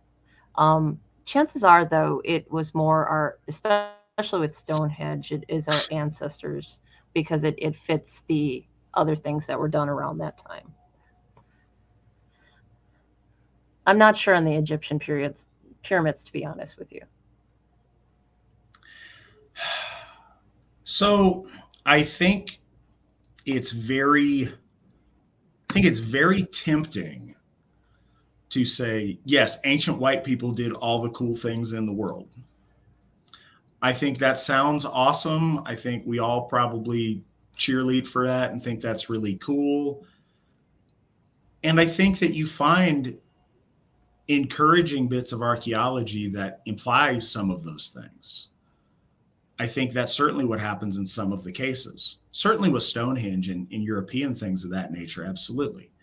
As far as the pyramids, they go, all right, so there's two parts to the question. There's ancient white people stuff, and then there's Atlantis. And I think that the Atlantis myth is really interesting. I would really like that to be true. I think it's really cool. The idea that perhaps, ancient Aryan Atlanteans went around the world and disseminated knowledge and technology that was able to build all of the cool stuff of deep ancient history. It's really fun, and I hope it's true. I would not bet on its being true. I don't see convincing evidence of its truth. Doesn't mean I've written it off as a possibility, but I don't have substantial enough reason to believe it's true to hitch my cart to that. I want to think Bigfoot's a thing. I wouldn't bet on Bigfoot being a thing, but I still think it's cool and think it'd be awesome if it was a thing. And I don't write it off 100% as impossible. It would be really cool if that happened. Again, I don't have enough reason to convince me that that's a probability. That said, and I don't like a lot of his conclusions because of life choices that he made and the world that we live in. Graham Hancock comes up with some conclusions that are, I don't know, that I think imply a political correctness that his evidence doesn't suggest to him. But I really, really like the work that he's done. And I've read, I don't want to lie to you. I've listened on audiobook to just about everything that I've been able to find of Graham Hancock's that's nonfiction, because I think it's really fascinating. I think the mystery of prehistory is such a fascinating subject, and I encourage everybody to go out and listen to those and read those. It's fascinating, and I hope it's a thing. As far as other theories that I think are relevant to our folk, I do believe in Hyperborea. I do believe that there is a polar origin to our folk. And Baal Tilak, I believe, wrote Arctic Homeland in the Vedas that I think is really telling about that in our most ancient myths. I think it indicates that pre-Ice Age, our folk had a much further north origin and moved southward. And I think that's a thing, which I find really, really fascinating. But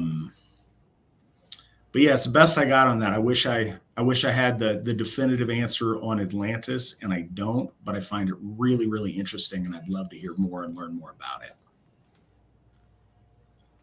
Matt, do you believe in aliens? See, this is a strange thing.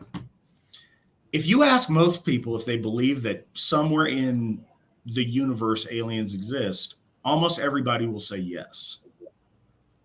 As far as alien visitations to Earth, I get a lot bit more skeptical. Do I believe aliens exist? Absolutely. Somewhere out in the universe? Absolutely. And again, it's another thing that's just fascinating. So I will listen to that stuff all day long. Don't get me wrong. I find it really interesting. I will listen to those documentaries. Most of those people are lunatics, and I laugh at them because they're so absurd. But the important thing on a lot of these things, they don't all have to be right. Just one of them has to be right. Just one of them that makes that claim has to be correct for it to be a thing. So again, that's something that I find interesting, but I don't really know what to do with.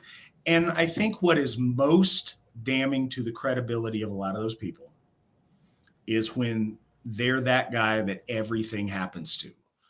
Yes, I was abducted by aliens, and I saw Bigfoot, and this thing happened to me, and this other thing happened to me, and these are all the meds I'm on because I'm crazy. And there's a lot of that. So it's hard. I don't have a really solid on whether I think alien interaction with humans has occurred or not. I haven't found stuff that's convincing enough to where I can say I buy into it, but I always try to keep a little chance out there for some of these, more far out there things to be reality. There are certainly stuff that we don't understand. There's certainly, so I'll tell you this is a non-answer because I don't have a really strong opinion one way or another. But what has always fascinated me, and I used to be a really big fan of listening to Coast AM. And you listen to these people, and some of them are just lying and making stuff up. Fine, move them to the side.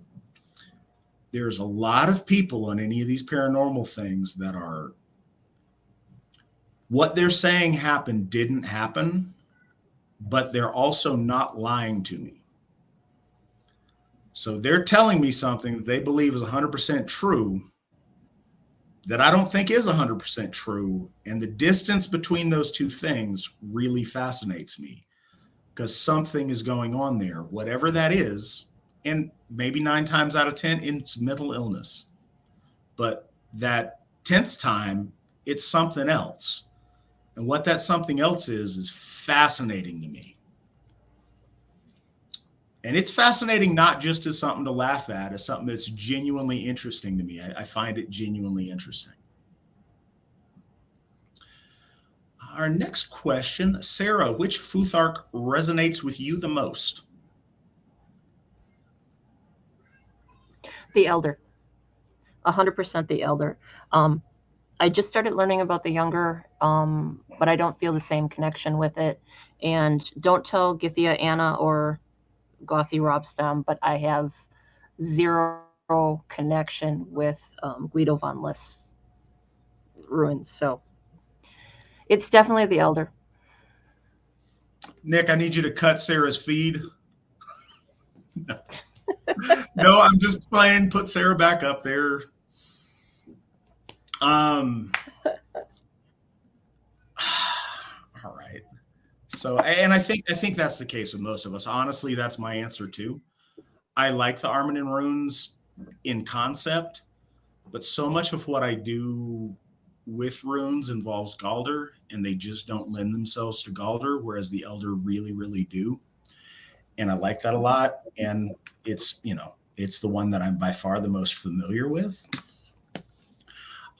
Personal question for Matt. What is your ethnic background?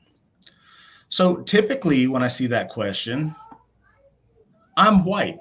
But outside of that, when people on this broadcast are asking, to get more specific, mostly from the British Isles, my haplogroup, my, Y haplogroup breaks down to the one that's in southern Norway and Scandinavia, as far as my male line way back when. But most of my ancestors are from the British Isles. A little bit of Scottish, of Celtic in there, but a lot of Anglo-Saxon. I also have fairly recent immigrants to the United States from Switzerland and from France.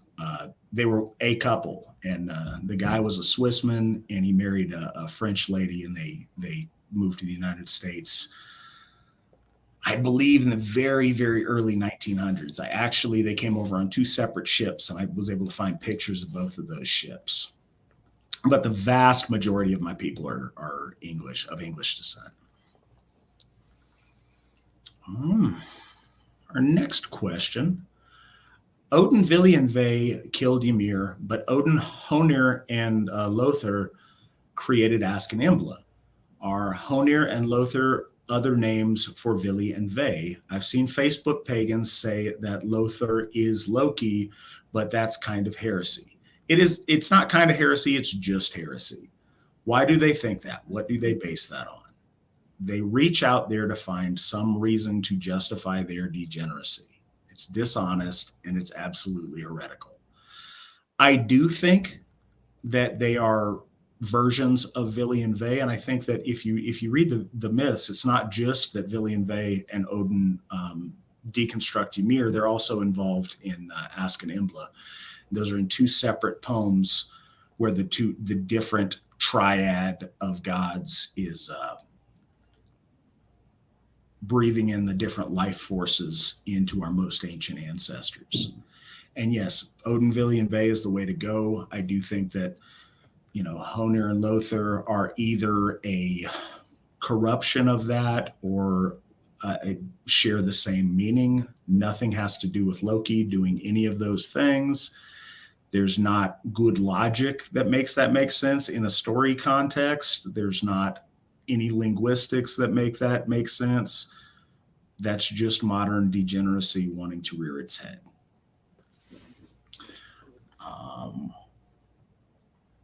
So here's a question for you, Sarah. What do you think about the claim that other pagans from Europe, like Greeks and Romans, were okay with gay people? Do you agree with that or disagree? I disagree with it.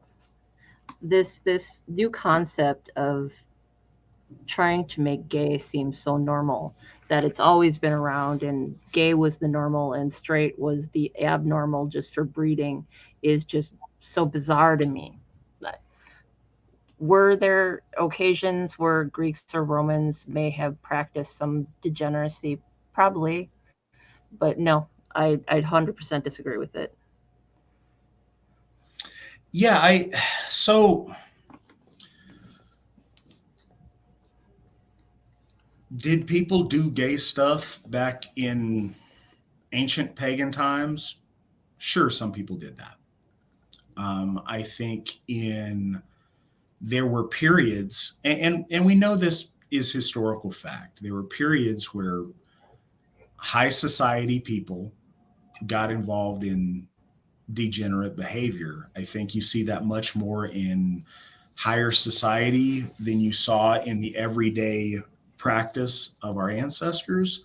I don't think you see that very much in a religious context as being celebrated. What you do see, though, that I think is interesting. So, for example, if you look at celebrities today, it is shocking how many of them get so wrapped up in their celebrity that they have to search farther and farther afield for more and more degenerate, strange things to do. I think you see that with all of the famous people hanging out with Epstein. I think that's probably something that's always gone on to a degree, or there's been that allure for people with the power to do whatever they want. They exhaust anything normal, and then they start delving into some very strange things. What I think is important is in most all of those circumstances, it wasn't celebrated, and there was a lot of rules to curtail it, being, the age of the participants, what you were doing in public versus what you were doing in private. There was a legislative effort in most all of those societies to not celebrate that, to curtail it, and to certainly vilify the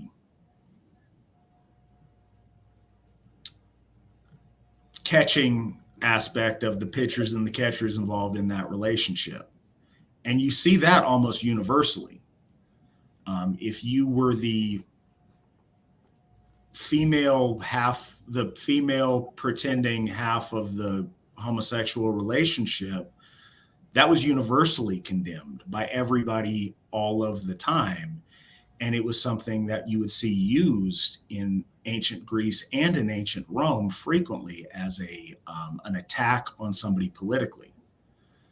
There have been times where, and we see that today, if you look at just a very short history of the United States, the homosexuality of 2023 is not indicative of what our culture was like 20 years ago.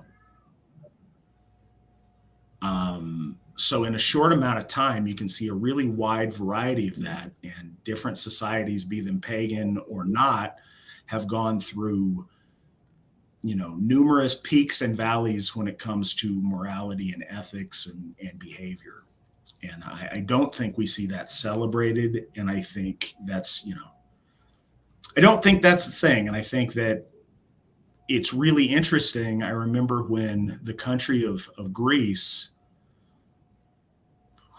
who they sue, the studio or Oliver Stone or whoever they sued when the movie Alexander came out, for the efforts to portray Alexander the Great as a prolific homosexual. The entire country sued the makers of that film because they were so offended by those accusations. So I don't think that was nearly as super cool and accepted as a lot of people think it was back in those times. Although we see that in epic poetry, and we see that on pottery of Greeks. I think the Greeks dabbled in that more than most, probably.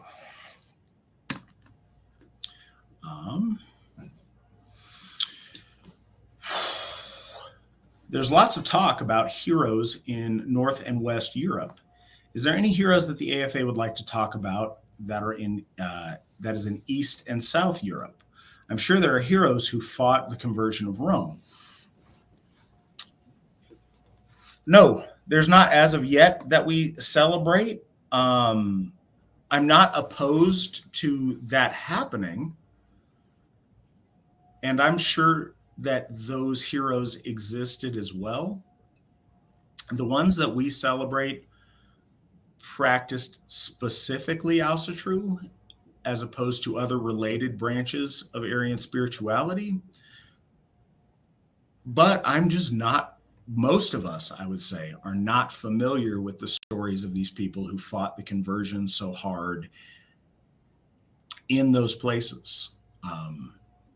Thinking of it right now, I'm sure that there are plenty, but I don't have a lot of names that really stand out, except for maybe Emperor Julian, Julian the Apostate. I think that celebrating his brief period of bringing Rome back to Aryan paganism was an interesting and something to be celebrated. Other than that, I can't really think of any of those heroes of resisting the Christianization off the top of my head. Sarah, can you?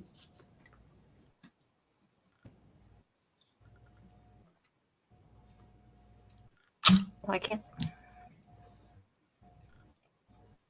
Sarah, can you think of any heroes from Eastern or Southern Europe? No, I can't. Christianity? Okay. Yeah, neither can I. And I think that some of that is just the history and the literature that we've always had access to in the West. There may be some folks that are very worthy of celebrating that way. Sarah, which virtue would you say that Egill Skallagrímsson's life and story embody best?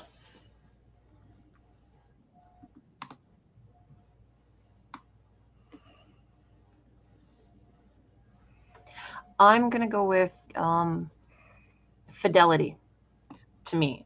If you were his friend, you were his friend, and he defended you. You were his family.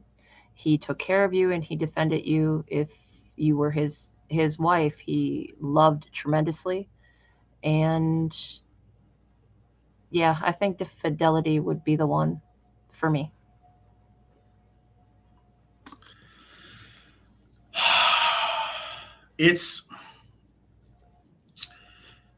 He lived such a broad scope of life. It's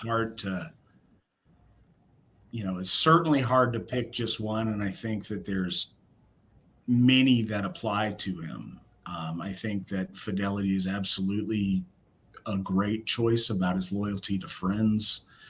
I think courage, he put himself and found himself in lots of dire situations because of the way that he chose to live. And he continued to choose a life of adventure in a time where there was a heavy cost for a life of adventure. He faced likely death over and over and over again and found his way out of it because his courage held up.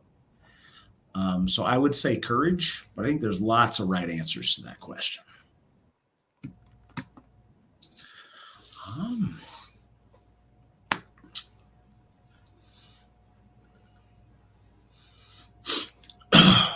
So Okay, next question. Thoughts on Tom Rousel's stance on the Kennewick man not being European, but was instead a descendant of ancient North Eurasians, which explains why his skeleton appears to be of a European structure.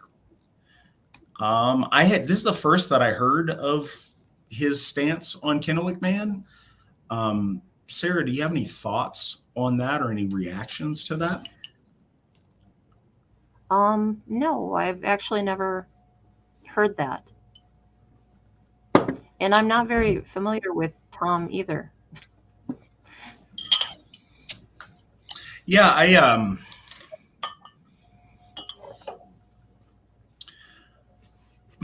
don't have a particularly strong dog in that fight, and I think that's kind of a misnomer. I don't think that the AFA ever claimed to know exactly where Kennewick man was from. What they did claim was there was obvious differences between his skeleton and Native American skeletons that reflect him being from a different group of people. There's always been a push to want to find out more, to want to look into that, and to want to consider whether he was a European, because he did have European features.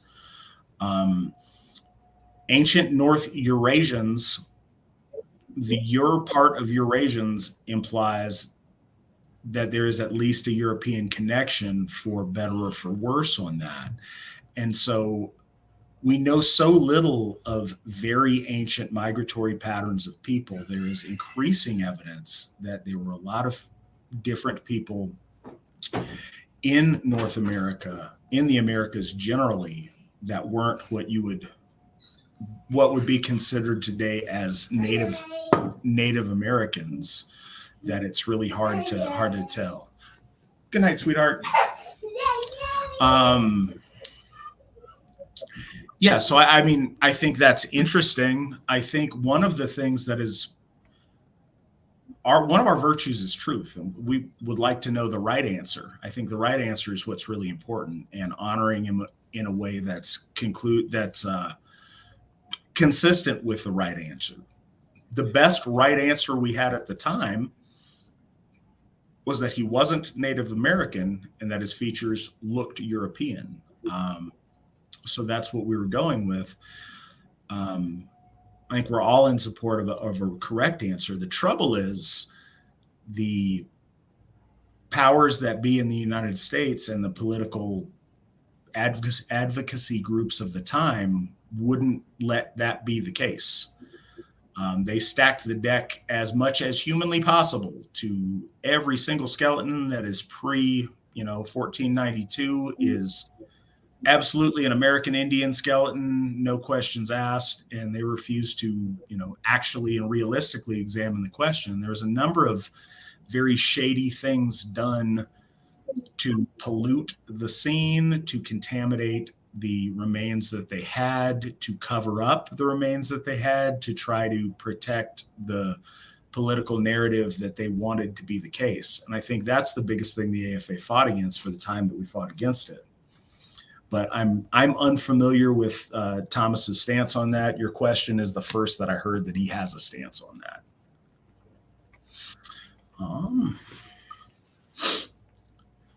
So the next question. I thought that the government said aliens were real, or am I wrong? I am unaware of the government saying that aliens are real. I do know that recently, I say recently again, over the past few years, they have acknowledged more and more that UFOs are a thing, and that there's been significant government investigations into them, and they've taken them much more seriously than people think that they have. I just caution that, because it's unidentified doesn't necessarily equal it being alien. It certainly doesn't preclude it. But Sarah, what are your thoughts on that? Yeah, recently they did acknowledge the sighting of UFOs, but it was always at strategic times, like something else was going on in the world, and then they'd announce, oh, by the way, we've had UFO sightings. So it's hard to take it seriously when there's something that they seemingly try to distract you from. So, but they did. I mean, they did announce it in the regular mainstream news. So,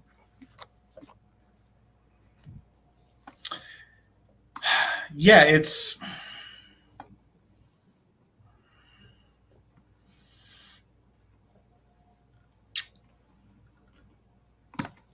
been convenient, and I think that's, yeah. And so, follow-up question. Uh, do you think things like UFO sightings are real, or are people making it up or seeing illusions? And the men in black, people who are said to threaten and silence people who see UFOs, are they real? What are your thoughts on those subjects, Sarah? I believe that UFO sightings are real in general. I do believe that there are some people that make it up to explain their absences from their loved one's life, and they're were drinking in the backwoods and needed a good story to tell their wife when they got home. Um, but I do believe that a majority of the UFO sightings are real. I don't necessarily believe in a concept of the man in black, um, but I do think that in general, they don't want to be seen. And that may sound a little crazy, but that's what I think, that they don't really want to be seen because if they did, they would be. So those are my thoughts on it. Um, yeah, it's so again with UFOs, like I said a second ago, I think you need to separate UFOs or aliens. People who see UFOs, I think there's a lot of people that see things in the sky that they don't know what they are, and that many of us don't know what they are. That is true. That is factual. That happens. People seeing things in the sky that they don't know what they are, that's a thing.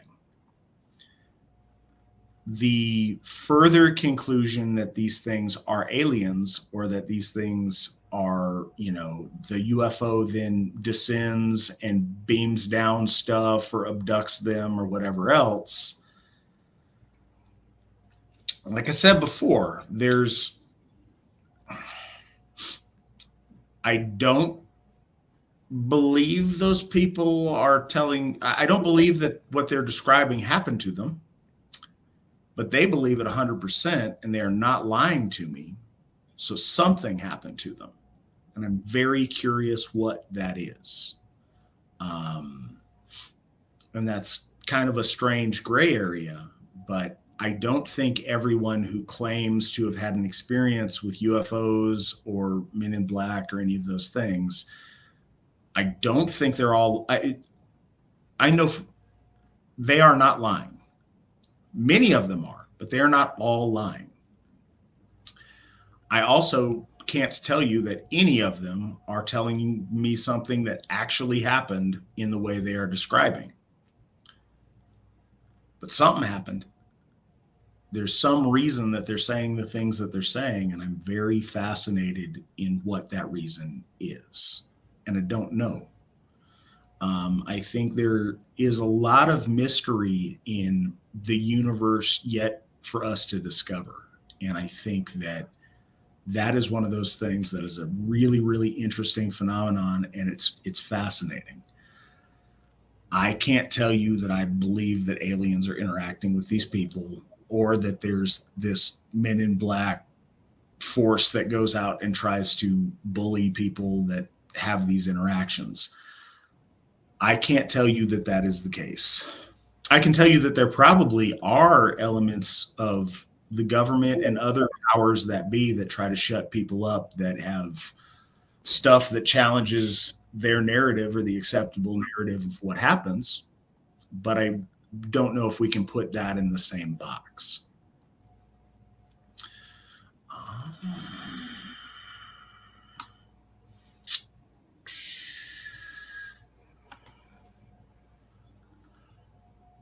Do you like learning about early Indo-European populations like the Yamnaya people and the Bell Beaker culture and their corded ware culture. Sarah, do you like learning about those things?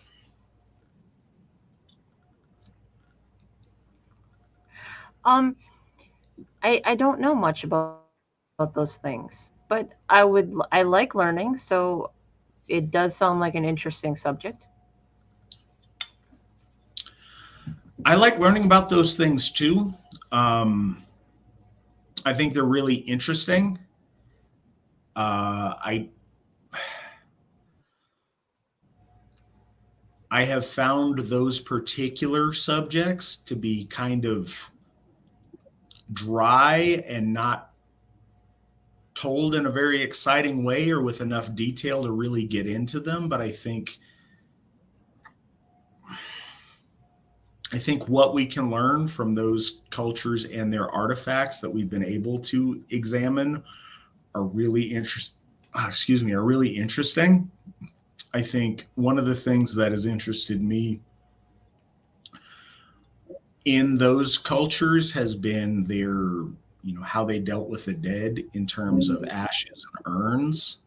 I think that's really interesting, and that's something that I enjoyed studying about early on. But it's been a little while since I've, looked into those groups of people very much. But I do like learning about that kind of stuff, so that is something that interests me. The next question. What earned Egil a place amongst AFA heroes? His story seems to have been less conflict regarding conversion than other heroes. Kind of got answered just now, but there are also heroes whose lives were dedicated to the gods without the threat of conversion. But Egil didn't have a particularly impactful display of loyalty to the gods. It's been a minute since I read his saga, though. So to be completely honest with you, the initial days of remembrance that I believe the Asatru Free Assembly celebrated were at a time where, quite frankly, and to be honest, there was a lot of Viking LARP going on. And I think that Steve, will admit to that. That was a phase that a lot of people went through. At the time, almost all of the heroes were selected out of most of them were heroes that were martyred in the Heimskringla, and then a couple of extras. Egil was one of them.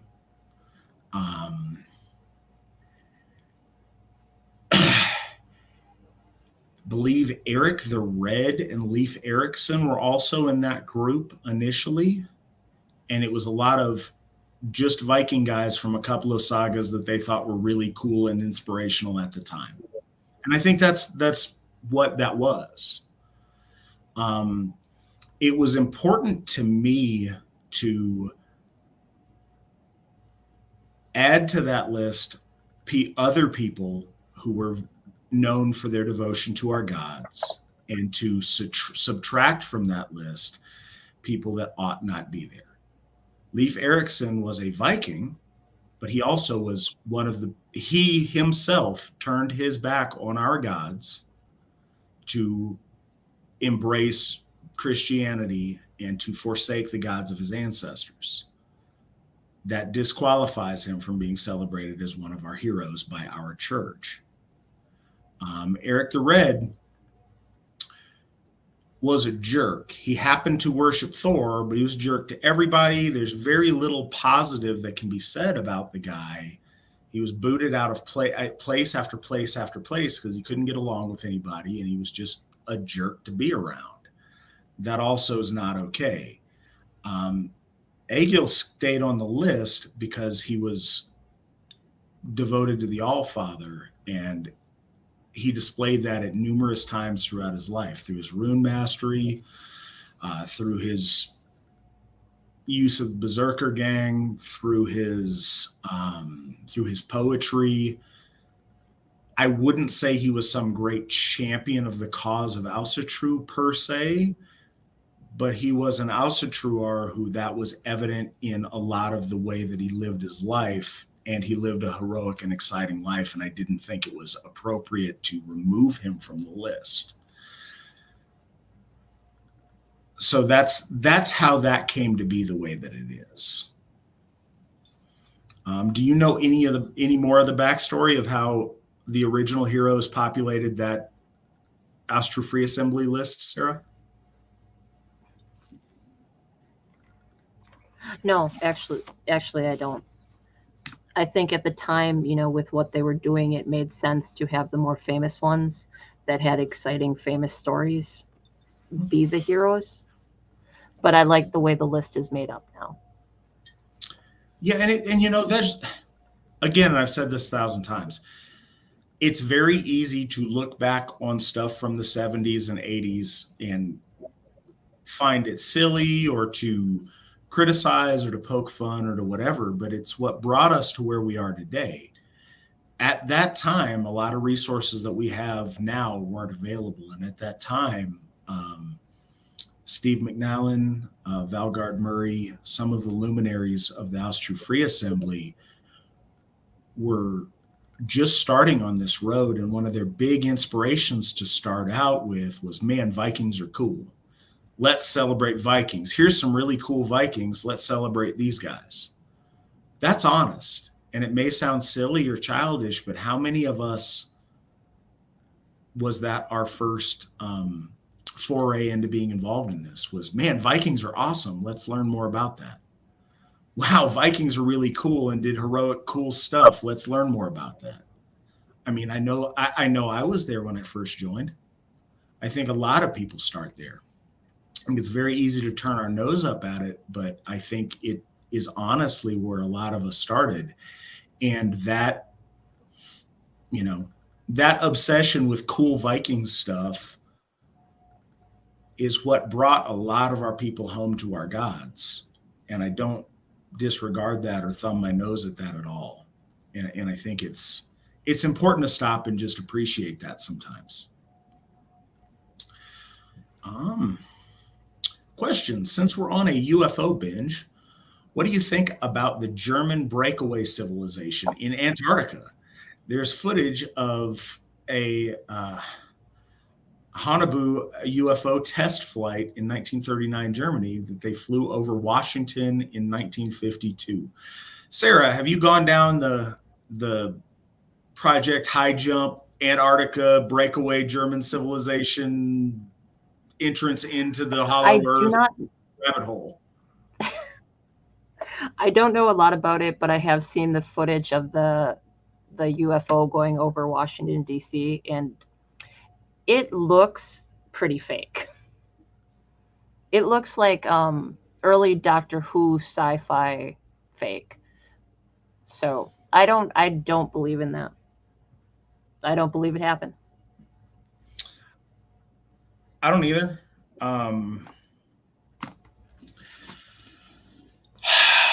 So the Germans of that time were certainly very advanced in terms of flight, in terms of rocketry, in terms of a lot of really, really cool things. And Werner von Braun was such a huge force after the war in our space program. So there was cool stuff involving space. I will go that far. Beyond that, I really don't know. I will tell you what, the stuff with Admiral Byrd and talking about things in Antarctica and Project High Jump and stuff, I think that's really interesting. Don't believe in the hollow earth. I don't believe that there is, and something that, okay, and this is what I think is a truth. There was a generation of people that watched their country and their civilization and their whole world go from a really impoverished and a really bad place after the First World War. And they watched things exponentially get amazingly better. And they watched so many things that made up their wildest dreams being achieved in 10 years. And they saw such something that they felt was very, very beautiful happen. And it all came crashing down very, very quickly. And I think it shattered a lot of people mentally. And I think that a lot of people came up with very inventive and creative ideas in their head to try to negate that or to try to escape from the reality that they saw around them. Whatever anybody's beliefs were, vast chunks of these people's country was destroyed to rubble. That was just a few years ago immaculate and amazing. And a lot of people didn't know how to cope with that. And I think that's really hard to wrap your mind around if you weren't in that situation. But I think a lot of people came up with some really, really creative ways to escape from the reality they were facing and to pretend things weren't as bad as they were for them, or that things that they loved didn't really die the way that they saw them die. And so I think that that sprung up a lot of really, really interesting fan fiction, for lack of a better term, but I don't think that's a thing.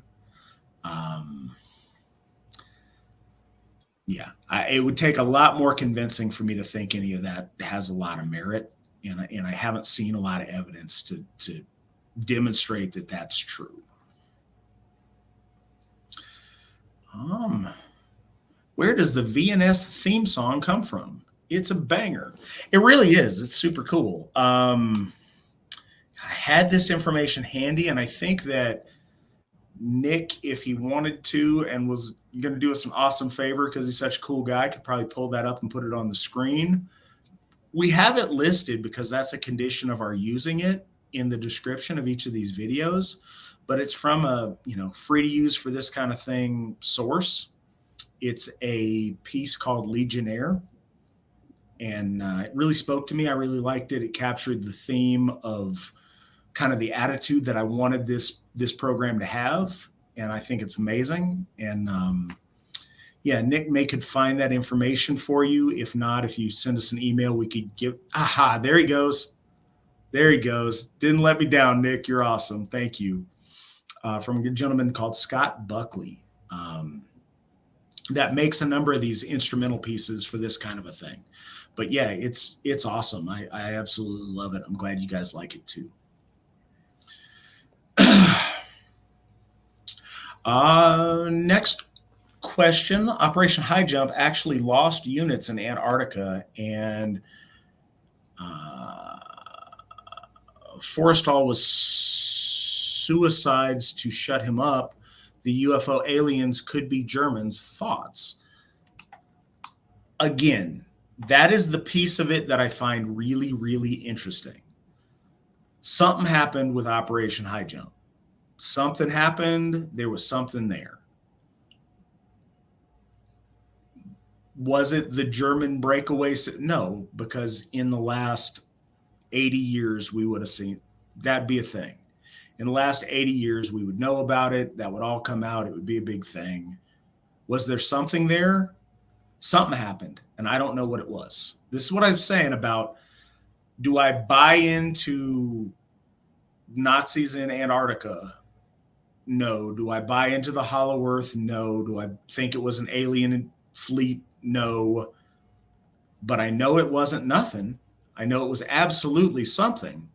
What it was is fascinating to me, and I will continue to watch stuff on it and be fascinated about it and hold out that little piece of myself to be skeptical, and maybe there was something really crazy happening. And I hope there was. It's really, really interesting, and I'm not looking down on anybody who finds that interesting and goes down that rabbit hole.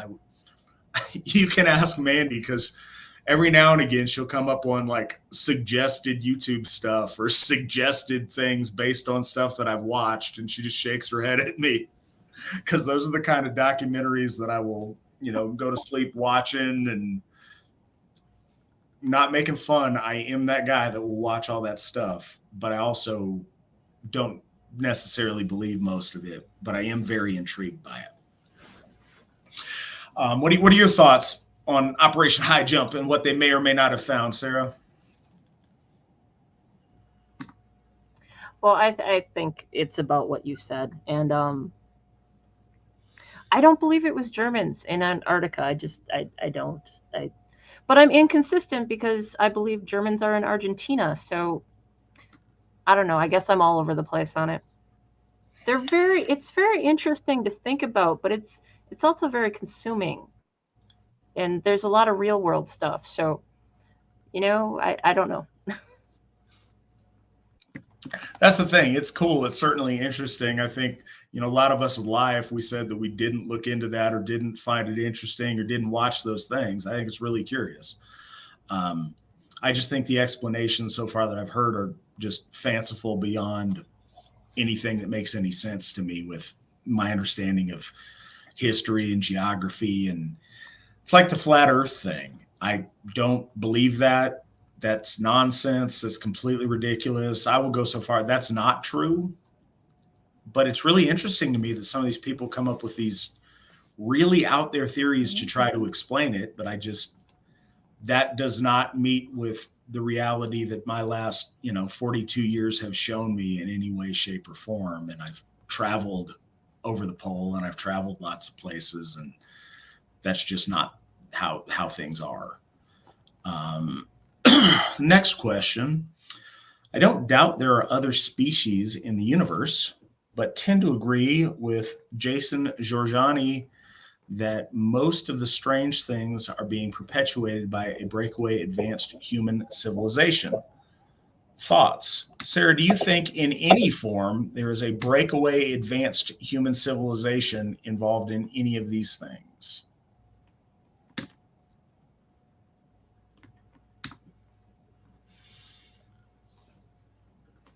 I hope there is. I honestly do. I would like to think that there's a group of humans that have gotten so advanced that they have separated themselves from society and live freely on their own, doing really cool things. Whether it's actually true, I don't know. I have always been a science fiction fan. I still am currently.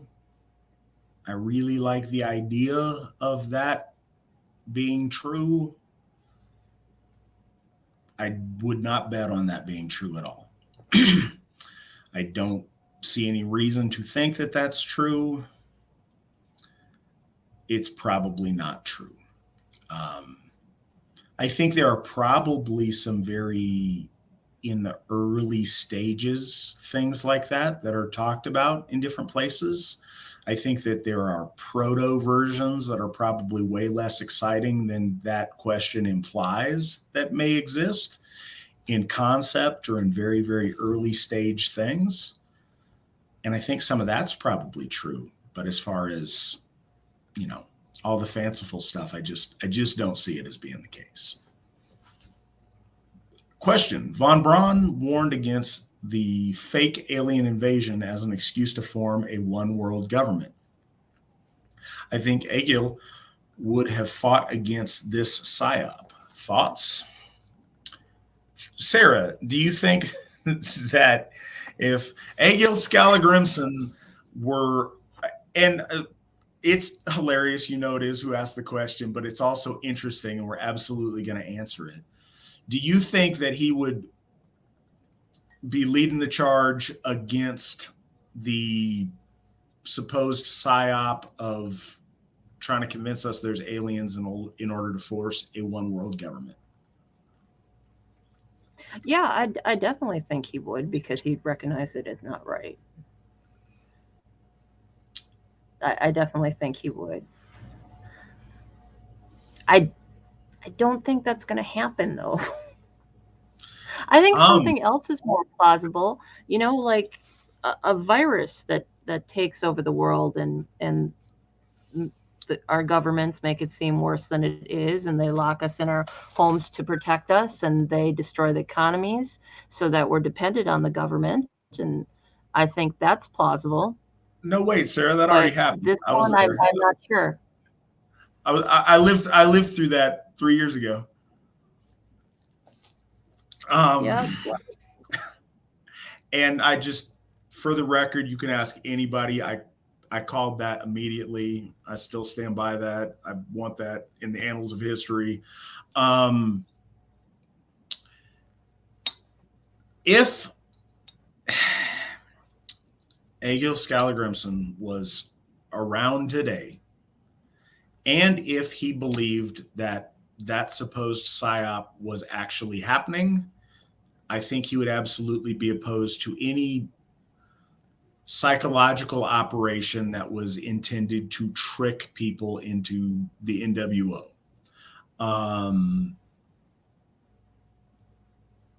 I think a lot of that's kind of a leap, but I do. So here's the thing. Now, I've been debunking or, criticizing a lot of these things. I do think some of that is true.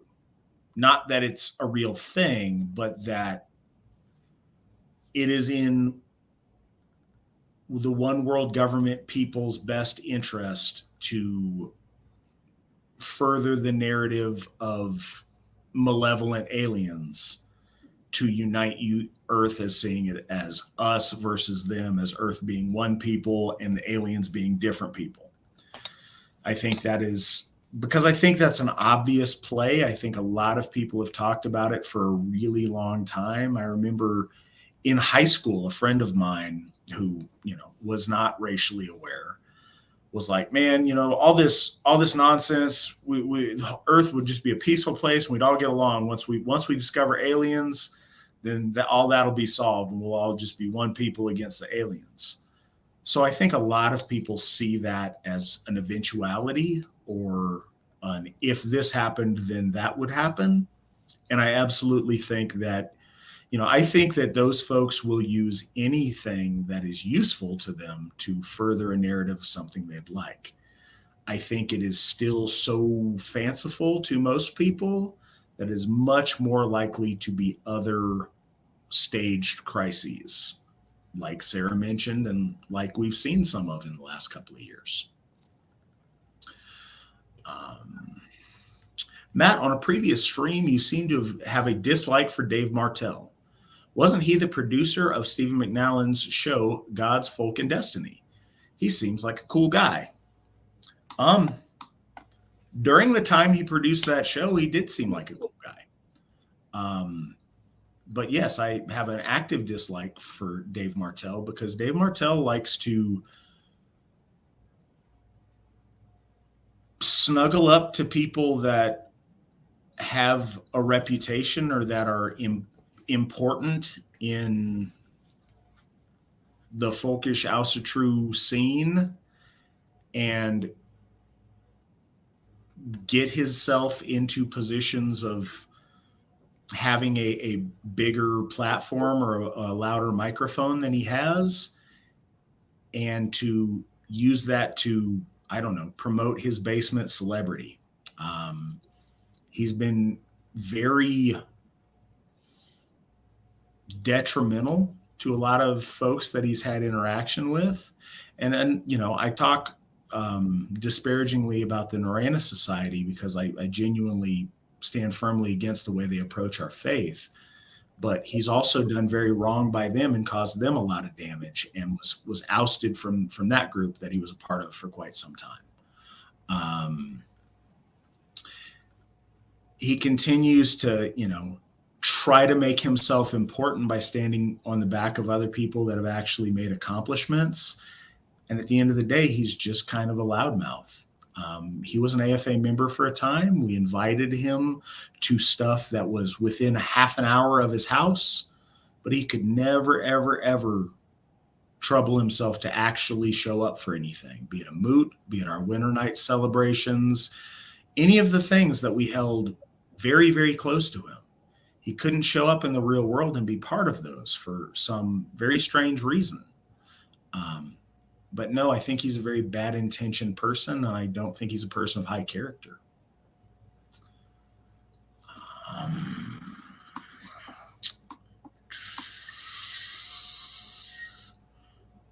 Do you have an idea on how many Germans settled in Argentina? And can you touch on what they've been up to since they landed? Sarah, what are your thoughts?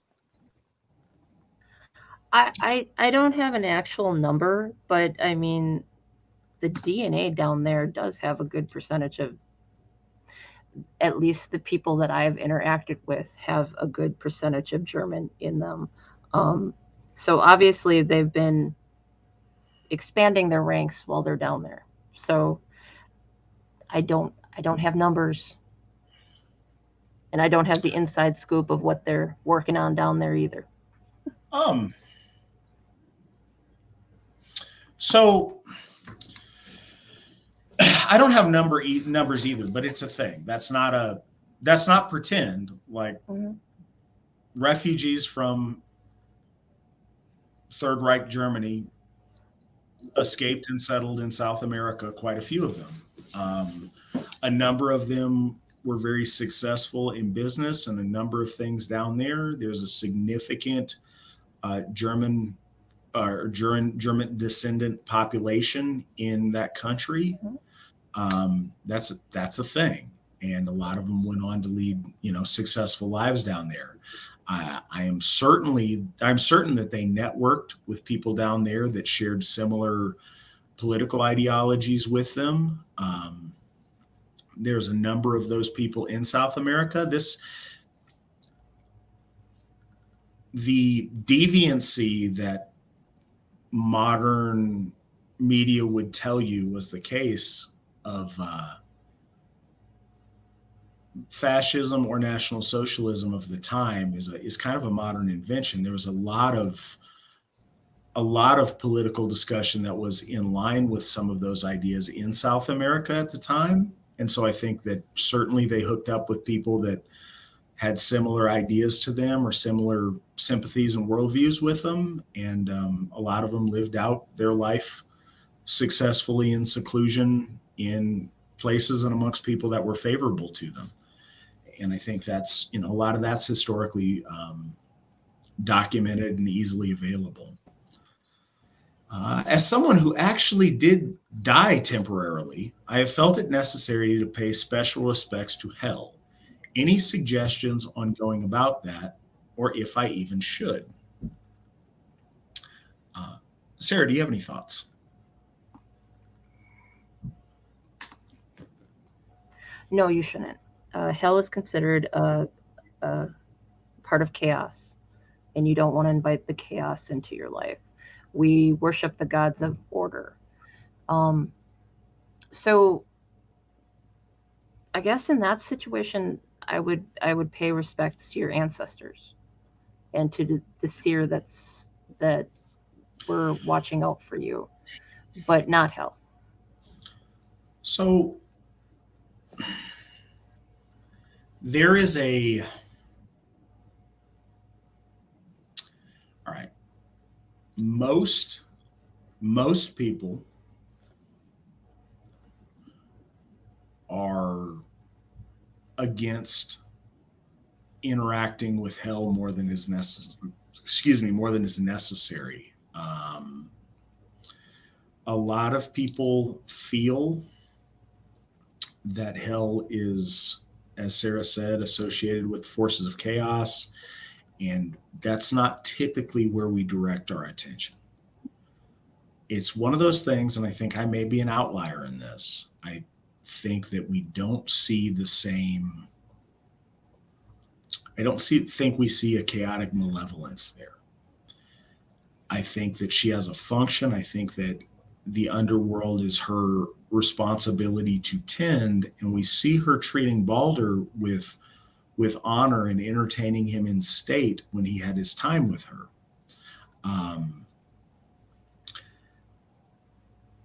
I would also advise caution on that, And I'm not sure the nature of why you think that you should interact with hell. I don't take the hard line that that's a hard no-no. I know that a lot of people do. But I think that you would probably need a really good reason to do that. And I think that that's one of those things that I would caution against doing unless you feel very prepared to do that. I don't know the nature of your near-death experience or how that worked out for you. I think that Sarah's suggestion is always a really good one to direct that energy or direct that need to acknowledge that experience towards your ancestors. And I think that's a better bet. And that's what I would advise you to do. I don't have as hardline a view on hell as I think a lot of people do. That's not the same as I encourage you to bring her into your life. But that's another thing that is very, very interesting to me. And this is not lunatic, fringe, crazy stuff. Near-death experiences are fascinating. And I think it's the closest that we've come to being able to see beyond the veil and then come back and share that information. So I think it's a very meaningful and very interesting experience. And I do think you should explore it fully. I'm just not sure if that's why you should. And I'd be curious where you got the idea that that's something you ought to do and know a little bit more about that. Speaking of aliens and the NWO and all that, Heinlein wrote a thing or two on it. Do you want to know more? I'm curious. I'm only familiar with his works of fiction. I'm not familiar with his, any kind of nonfiction work in that regard. But yeah, sure, I'd be curious. I think he was a really good author.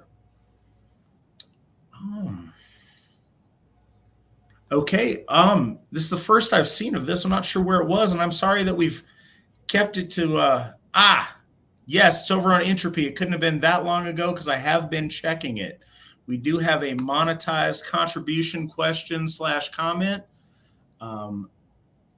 Stolichters, thank you very much. Donated $50 to us. We really appreciate that. It's a very nice donation. Thank you. I'm watching literally all the VNS podcasts. I can't wait to reach the video on the runes. I wait patiently for a full-fledged part of the website discussing the folk Futhark. Is pouring mead on an ash tree suffice for a bloat to Odin? Offering heartfelt words and mead to the tree. Thank you for all you do. I hope to play a bigger part with time. That is really nice. Thank you very much for your donation. Thank you also for taking the time to listen to the VNS shows. I've loved doing every single one I've been a part of. And I've tried to spy on / interact in the comment sections with the few I wasn't able to be a part of because I had a co-host because I was traveling, or a guest host because I was traveling.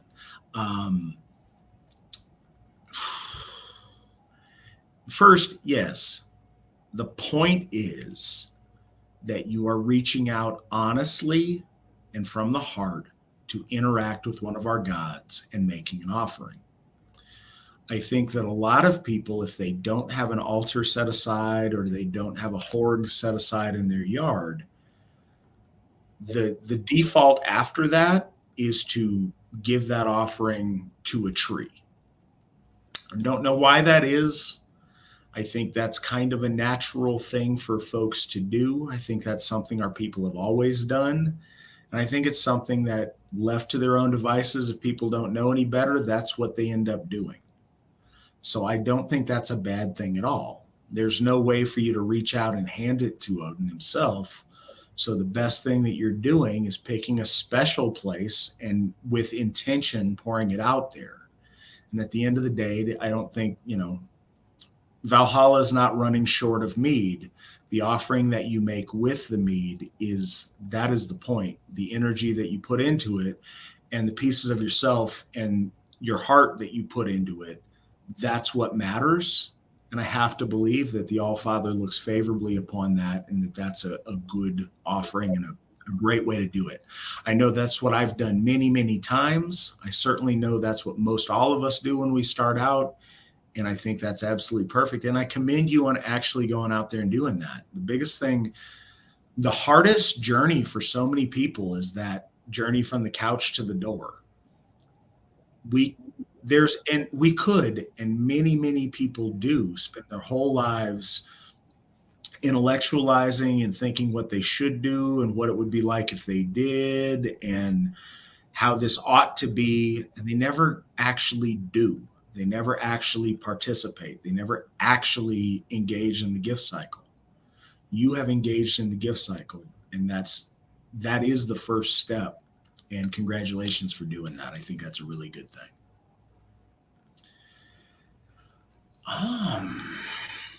Yeah. Do you have any thoughts on that, Sarah? I think that's a very good way to honor Odin and show him reference. Just going with the heartfelt words to him and the pouring out of the mead is a good. It's good. We've done that here. Yeah, like I said, I think that's really. I think that when anybody does any of these things for the first time, it feels different or outside of their norm, and I think they wonder how other people do it. And I think, truth be told, inherently, we probably all started out doing it very, very similarly. That's because we're one people, and that's because these things come from our folk soul. The way that Aryan people, the way that white people experience religiosity comes from the same root, and it displays itself in very, very similar ways, even separated by time, by space. If people had never heard that this is how other people do it, we would find ourselves doing it a very similar way. And I think that is in evidence by your question. The next question, why was the Asatru Free Assembly dismantled? And what inspired the resurrection of the Asatru Folk Assembly? So, this happened when I was about 7 years old. So, I can't tell you with authoritative perspective from the first person. I can tell you what I've learned talking to Stephen McNallen, which I've been able to enjoy a friendship with for a number of years. What he's expressed to me and what I think we've all read in his book, what I've talked to other people who were around at the time about. And I don't claim that this is 100% the truth as it happened, because again, I wasn't there. This is what I've been able to gather and understand over the years. So, and I've seen a lot of these things to be true with our people over the years, but we're growing and improving.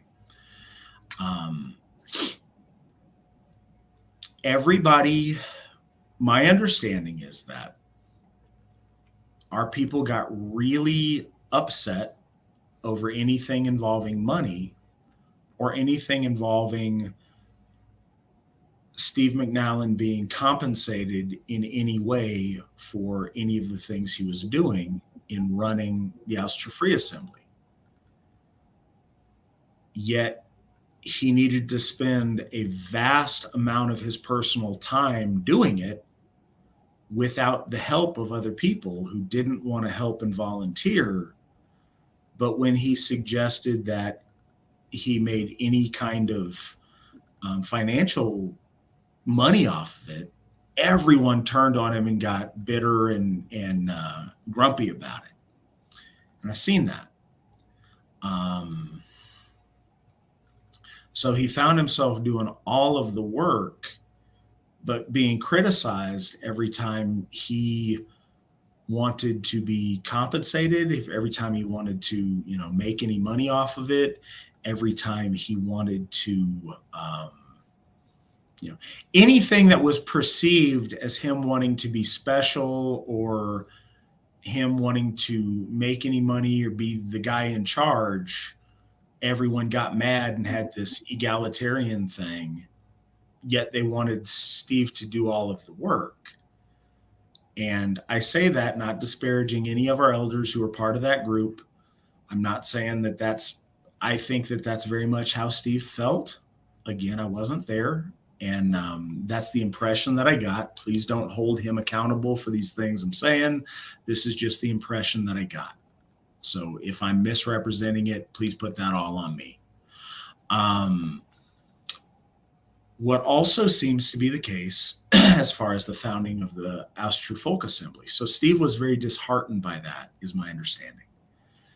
And that really put a bad taste in his mouth. He had, given decades of his life to building this and was treated really poorly by the people that he had built it and were, sitting under the tree that he had planted and tended. So he went around the world. He went to war zones. He went writing. He's an amazing writer, and he wrote, mostly articles, but he wrote for Soldier of Fortune magazine and some other things as a freelance author of articles, as far as I understand. So he traveled around. He went to Asia. He went to Africa. He went to all these, very volatile places and had these adventures, kind of recentering himself. He never stepped back from our gods. He maintained his relationship with Odin during this time, but it was hard for him, and there was a lot of mental baggage and pain involved in Asatru as a organized faith, because he'd been treated relatively poorly by people he'd given a lot to. At this time, there was no such thing as universalist or leftist woke Asatru. That wasn't a thing. Asatru was always an ethnic faith. It was always folkish. That was just common sense and understood as part and parcel with Asatru. But in the early 90s, things started to change with the advancement of what was known then as the Ring of Troth, later became the Troth, now has become largely defunct. They started getting further and further away from any celebration of our folk, and they became very quickly caught up with whatever was PC at the moment, or what was inclusive at the moment. And that's not what Asatru is supposed to be about. And watching this go relatively unchecked for so long, I think Steve had some time to reflect on things that were done then that he would do differently now, the things that worked then, things that didn't.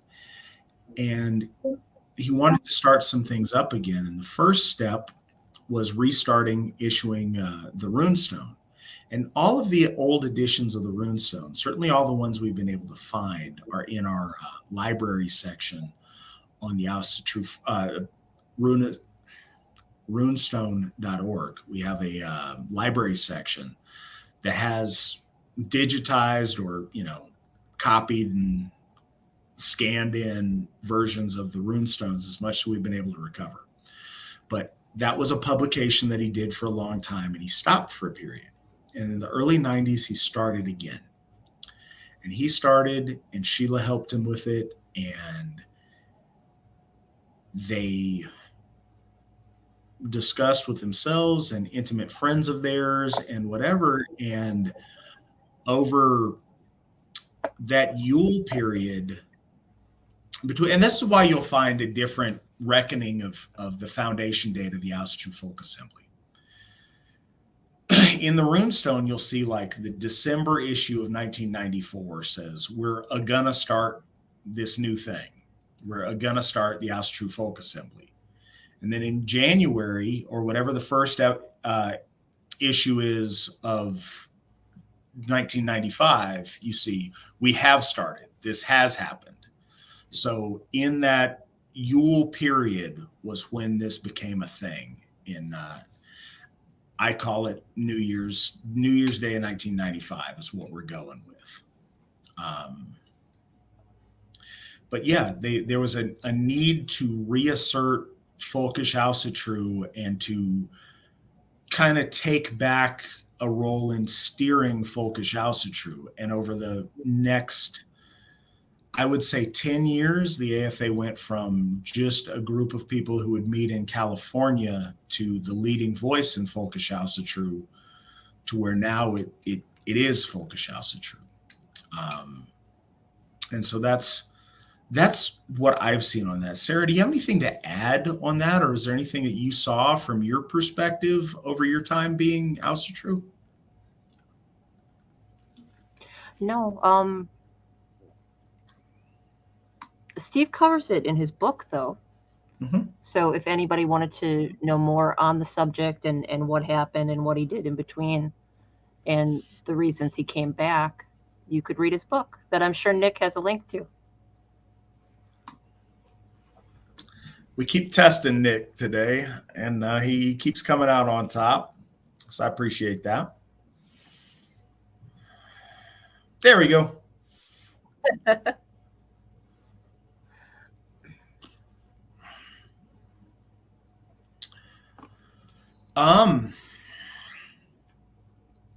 Before I get to different questions, I was looking over in the chat, and Barry, the gentleman who asked the question about his near-death experience, explains it a little bit more in the chat. He says, my near-death is actually my reason for considering the gods real. Not sure what's real and what's hallucination, but in what I saw, I met with my grandfather and Odin and witnessed hell waving me away. If you do want to reach out to hell, that's something I think that you should do privately in whatever capacity you feel you need to do. If you feel you need to give her a gift or an offering of thanks or whatever you'd like to do, I think that well-intentioned is appropriate, but I think that's probably something you do privately. But something else I noticed, I think that you need to give bloat to Odin. If you notice that Odin welcomed you back into the world of the living, then I think that's where I put a lot of my focus, and also that you met and interacted with your grandfather. That's one of the very, very common things that we see in a lot of near-death experiences is our ancestors that have passed before us welcoming us and greeting us and interacting with us. And I think that's a very real thing. And I think it's something that we hear very often from people who've had that experience in their life. So I think that, I would focus that attention on my grandfather and on Odin and, do what you feel you need to do to make it right with hell if you think that's something you need to do. But that's where I put a lot of my focus, certainly where I put my public focus. I just felt that was useful going over there and seeing the rest of that conversation.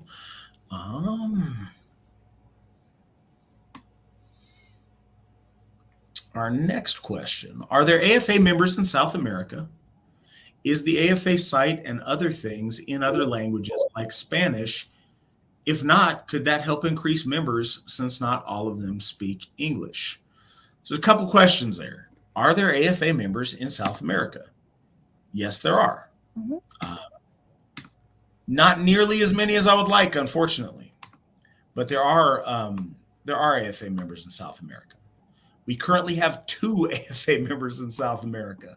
It's not an enormous number. We've had different folks in different places over time. We currently have a member in Ecuador, and we have a member. I got to check. I got to zoom in on the map here because he's super close to Argentina, isn't it? Yes, but just barely. He's like at the border of Uruguay. So yeah, we have 2 members. We've had members in Chile. We've had members in Brazil. We've had a member in Uruguay before. As to your question on translation, no, they're not, because that technology has kind of become obsolete. Google Translate translates whole websites now. So it is much more efficient for anybody who is not an English speaker to use the Google Translate to translate the website itself. That works really well, and I think that's the best way for non-English speakers to access the AFA site in their language.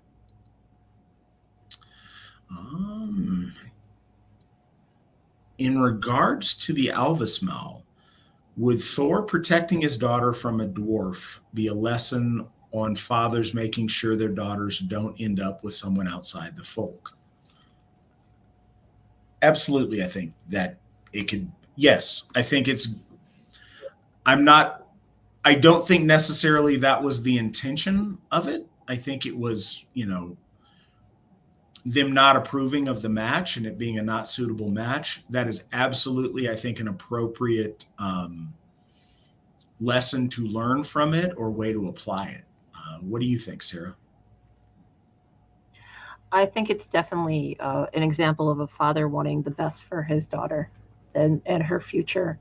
And he obviously noticed that it wasn't right, and he did what he could to prevent it.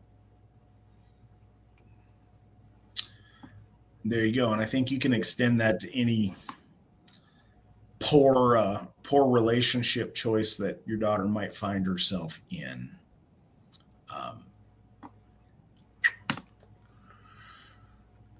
Is hell really part of the forces of chaos? It's likely a lot of us will end up with her.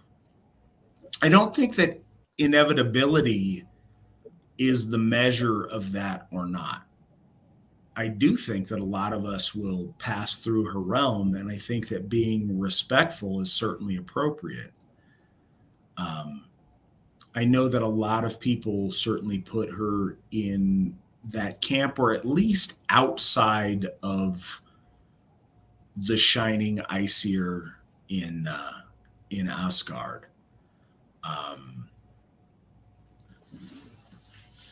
Hell occupies a gray area that makes a lot of people uncomfortable. A lot of people will end up with her. There's a difference between being respectful and actively engaging her in the same worship cycle that we do the rest of the Aesir. If that makes a sense. And it's a subtle difference. I understand that if it doesn't make sense. All right, so this is an interesting question. How do we deal with family members who commit homosexuality and miscegenation? What about if one of our children grows up to choose that path? Do we disown them? I will start out first by saying there's no one size fits all only answer to that question. And it is a question that unfortunately a lot of people have to face in the day and age that we live in. Sarah, what would you say to that question? Well, first of all, it's very easy for me to sit and say what I would firmly and convictively do, but I have never been put in that situation. And as a mom, your bond with your child is a little different. So I would not associate with them. I would disown them. But again, I haven't been put in that situation. So for my firm convictions now, I firmly say I would disown them. Have it come up? I don't know. And that is as honest as I can be. I can tell you that my husband has dealt with that situation with 2 of his 4 children. And he takes a harder line on a lot of things, harder than most people that I know. And he did completely cut off and disown 2 of his kids. So there's that. So I really hope that I don't have to face this exact decision at some point. And I think all of us hope that. I think many of us, unfortunately, find ourselves in that spot. And I don't think there's a one size fits all answer. A lot of things depend, and I know this is kind of a cop-out answer. The best answer to that question is to do everything in your power before that happens to prevent that from happening. And one thing is all of the obvious things to make it clear that that's not acceptable. But the other thing is, don't push so hard that you put them in the position of to rebel against you pushing so hard, making life choices that they can't take back. And I think that's a really fine line and a fine balance. And I would caution against that. Your disapproval of those lifestyles are often much better seen as compassionate and principled stances as opposed to coming out as anger or hate-filled, frustration. I think the harder you push and the more you make your push overbearing and negative, I think that may very well put people in a spot where to rebel against you, they make choices that they can't unmake. And so I just think it's something to be handled really delicately before they get there. I think it's also to make really clear in a very serious way and not in a ranting and raving way what your expectations of what's appropriate and what's not are, and to stand by those firmly.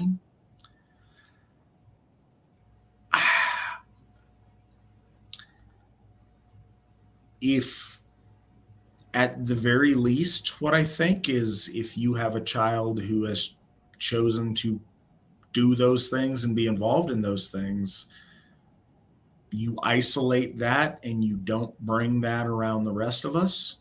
You don't bring that around the rest of our kids and the rest of our families. I think that's something you keep to yourself and you deal with within your family, but it does create a wedge and it isolates your children who've done that or pursued that lifestyle from being a part of our community with the rest of us and sharing in our faith and our church community, our AFA family. It cuts that off as a possibility. And that's really unfortunate. But that's a situation I really hope that none of you guys find yourselves in. And I know is that's way easier said than done in this day and age. Come on, guys, ask something else. That's a real downer note to end the show on.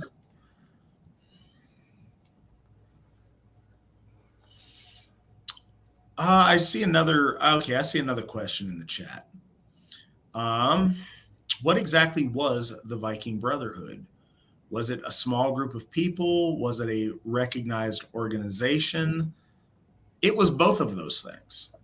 My understanding is that Steve's Viking Brotherhood only lasted for a few years, and it was largely like him and a college buddy. And it did get official recognition as a 501c3 to my understanding, but it was a very, very small group of people. But it was the foundation of what grew into, in just a couple of years, the Asatru Free Assembly. But yeah, I think it was much more of a concept and an idea than it was an actual functioning thing, in my understanding. Do you know any more on that, Sarah? No, I don't. Do they still exist? Because I could have swore that first Fall Fest I went to that I met one. Okay, so it was that a thing? I could be remembering wrong. There was a group of people later in like 2012 or so in Northern California. There's a group of guys that wanted to start their own club or their own manor bund, as it were, and to use the name Viking Brotherhood. And they got Steve's permission to do that. That group of people was, relatively small. I think maybe at its biggest, like 10 or 12 guys. They were AFA members at a time. They broke away because they didn't really want to do churchy stuff. They wanted to do bro time, hanging out, being kind of a MC, but without motorcycles. And I'm not really sure where they end up, because they ended up leaving the Asatru Folk Assembly in like 2020, I want to say. So I'm not sure where that group of guys is at today, or if that's still a functioning thing or not. But they got permission to use the name, but they were very much a separate thing, and not really related to, I think, what the guy was asking about. And I gotta go over and all right. Sarah, what's your favorite book? And what was your favorite to read to your children when they were small? You skipped Mandy's question. I was all ready for that. Okay, my favorite book I'll go back is... I thought it was silly and would derail you. We'll get back to this question. Sarah, what's your favorite wrestler? Okay, so old school, I like Jumping Jim Brunzell. Had a huge crush on him when I was in grade school. And then Mandy's going to hate this one, but it's Roddy Piper. So... How? I can't listen to his voice. You know what? I like love him. His voice. He wears a kilt. He wrestles in a kilt. He doesn't wrestle. He takes it off before he wrestles. He wears the blue trunks. Yes, he does. He does take it off. Yeah. I think he'd get caught up if he wrestled in it. I enjoy his discomfort at fighting Goldust at whatever WrestleMania that was. I enjoy him in B movies, but man, his voice bothers me so much when he cuts a wrestling promo. Now, what is your favorite book, and what was your favorite to read to your children when they were small? My favorite book I enjoy Gone with the Wind. That has always been one of my favorite of all time since I was little. Also The Black Stallion. That was a really good book. Reading to my kids, Where the Wild Things Are. That was a favorite book to read to them. We have a well-used book by the time I got down to my 5th child of it, and I love that book. I used to really like that when I was a kid. I used to really like that book.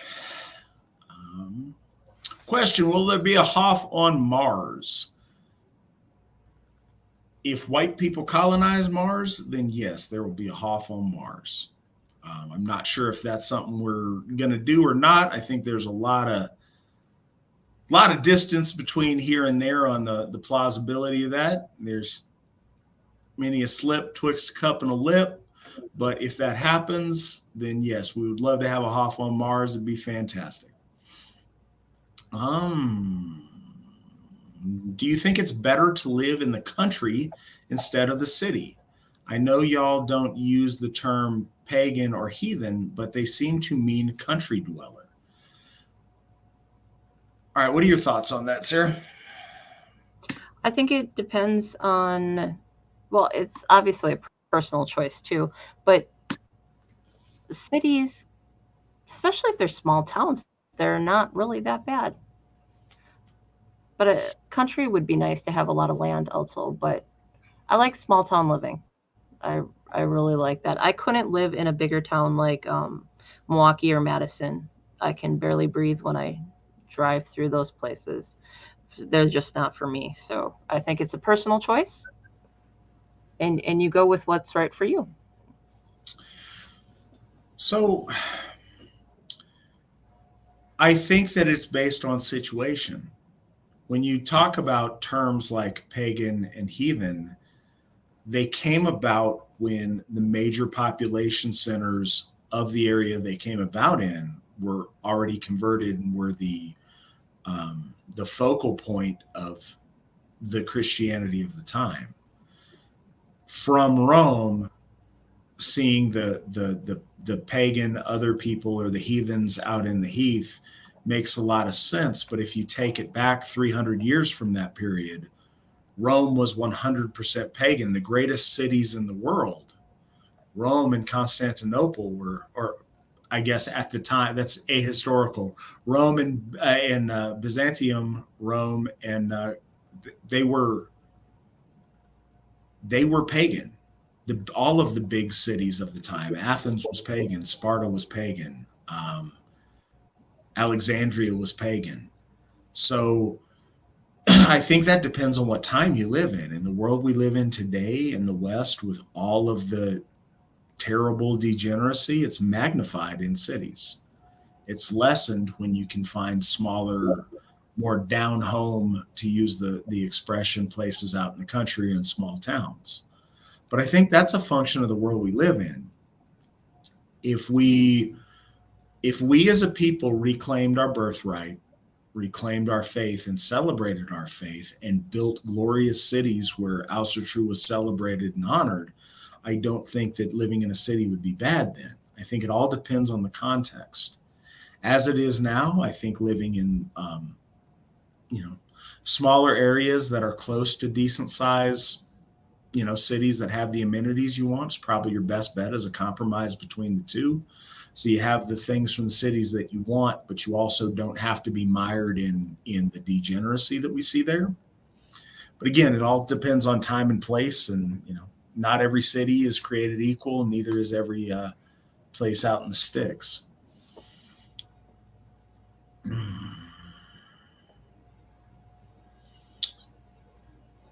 Next question. Do you think it might be time to go out in the woods and start homesteading and living off the land, considering where our society is heading?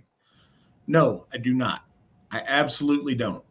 I think that is escapism, and I don't think it's beneficial. I think we are social people. We need community. Now, finding spots where you move closer to people that agree with you and closer to people that practice Asatru, absolutely. But trying to hide from society and run out into the woods, I don't think that works out well. I think that is a life of toil and difficulty and loneliness. And I don't see that working very often. And what it does is it removes you from the struggle of our time. It's the struggle of our time to be part of things that are going on and to make connections and build community and build something beautiful within the husk of the world we see around us. Escaping to the middle of nowhere and living like a hermit takes you off the field. And I think that's unfortunate. I think that's the way to set up a very sad life. What are your thoughts on that, Sarah?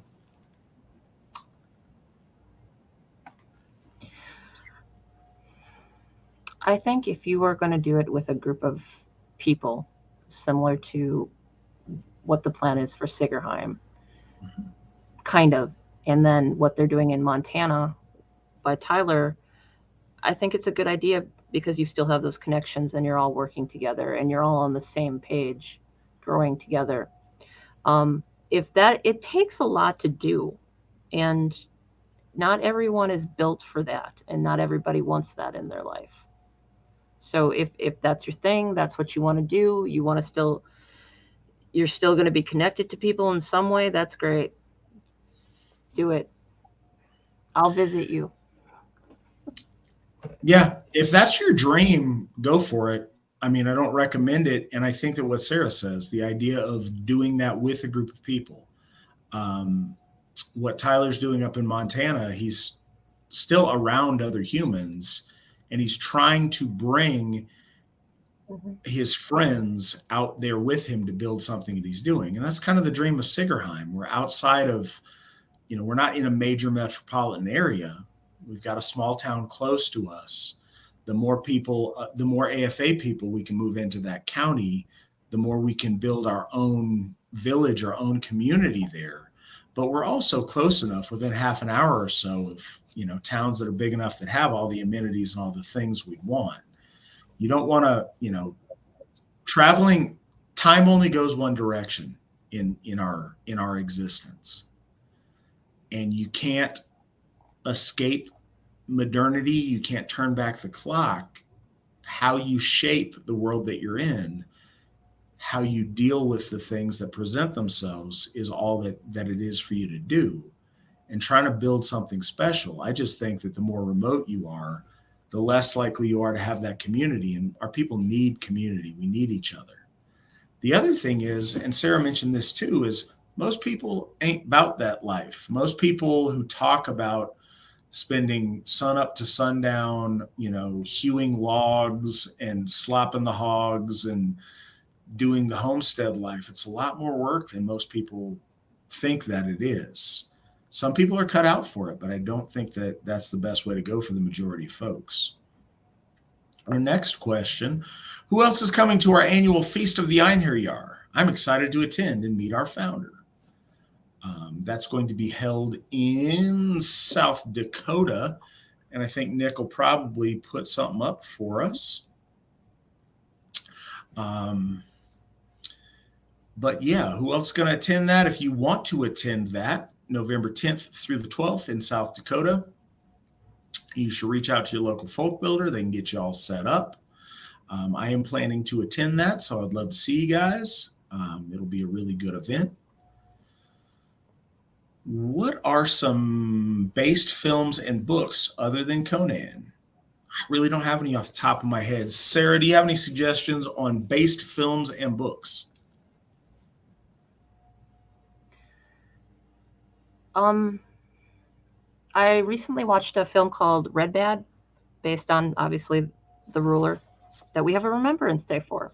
And that was actually very well done. And it wasn't a diverse movie. So I enjoyed that. Other than that, I'm sure there are others. I just can't think of them right now. Yeah, that's harder and harder to find. I think that rather than finding ones that are super based, I think that the easier option is trying to find ones that are less woke than others, unfortunately. What do you think makes a new person the most comfortable at an event, Sarah? Welcoming them, talking to them, and we do a really great job of that. Our women are excellent at frith weaving, and you enter our hofts, you are greeted, you are welcomed. At the last event I was at Baldershof, we had horn bearers that welcomed you personally, handed you a hoard of mead, and just sitting and talking and welcoming. And we do a good job of that. So I think that's what makes new people feel more comfortable. Plus, we explain everything we do when we do bloats and rituals and the symbol.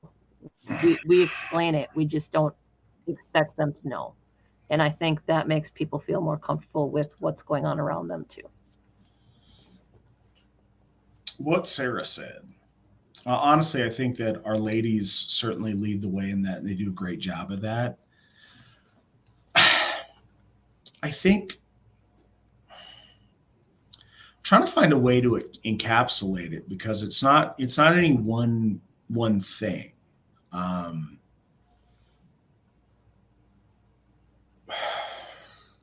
What I love hearing, and I hear a lot from new people when it's their first time, is that it felt like coming home and how welcome they felt when they got there. I think a lot of people, I've mentioned this before about fear, but fear of the unknown is the scariest fear, because you can fill in the blanks with whatever you don't like. Going out and actually attending an event, the overwhelming response is how warmly people feel like they were welcomed, like, they were at home, and people, welcomed them right in, and they felt so at home there. And that feeling happens, the first few people you meet. I think our women do a really good job of going and bringing folks in and talking to them, and, oh, you should talk to so-and-so. Oh, I think you'd like this. I think you'd like that. Oh, and building those things and initiating those interactions. But it depends who you meet first. I mean, I've seen a lot of our men do that too, is just, hey, I'm so-and-so, what's your name? Where are you from? Hey, welcome, and show you guys around. And it's because it's the right thing to do, because it's what we're wired to do. I think it works well. It just naturally works. We see the kids naturally get together with one another and play and go off and have fun. We see the men and the women just naturally start forming that relationship to where they feel comfortable. And it's hard to say, but it's real, it's tangible. I think most all of us felt it our first time at an event. And I would really encourage you to come out and give that a shot, because I think you would feel that way too. Will there be a Hoff in Antarctica? If there are a significant number of our folk in Antarctica, we would love to have a Hoff in Antarctica. That would be awesome. But we would first need to have a realistic colony of lots of our people there to make that worthwhile. And I think it's probably a long way off. But I would love to see it one day when we have the people there to warrant it. Is there an AFA equivalent for atheists? What's the AFA's position on the faithless? So, no, there's not an AFA for atheists.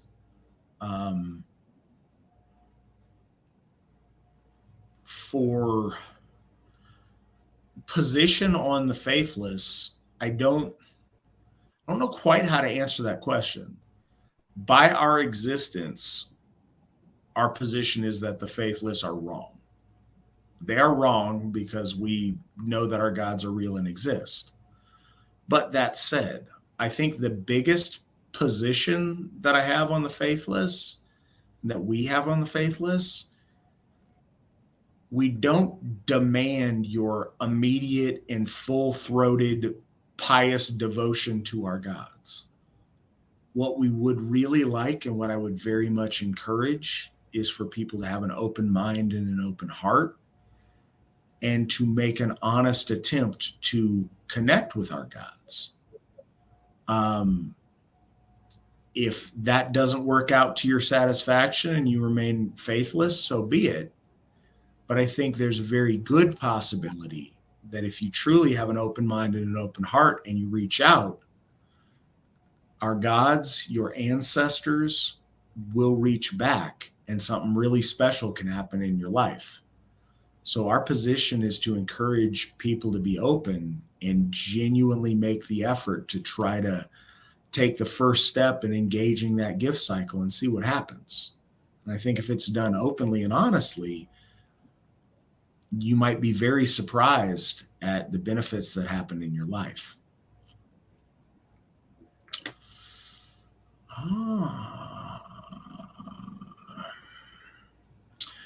Next question, and I appreciate everybody threw out a whole bunch of questions so we didn't end on a sour note. Thoughts on this have 'em all stanza. There is no man so good that he has no flaw, nor a man so bad he's good for nothing. Do you think this could be misinterpreted to justify bad character and ignoble behavior? Sarah, what do you think?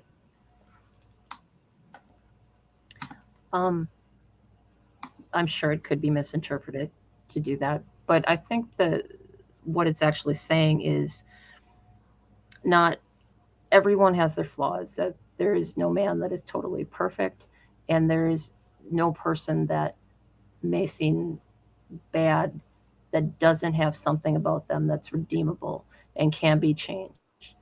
Everybody has the capacity to growth and overcome things.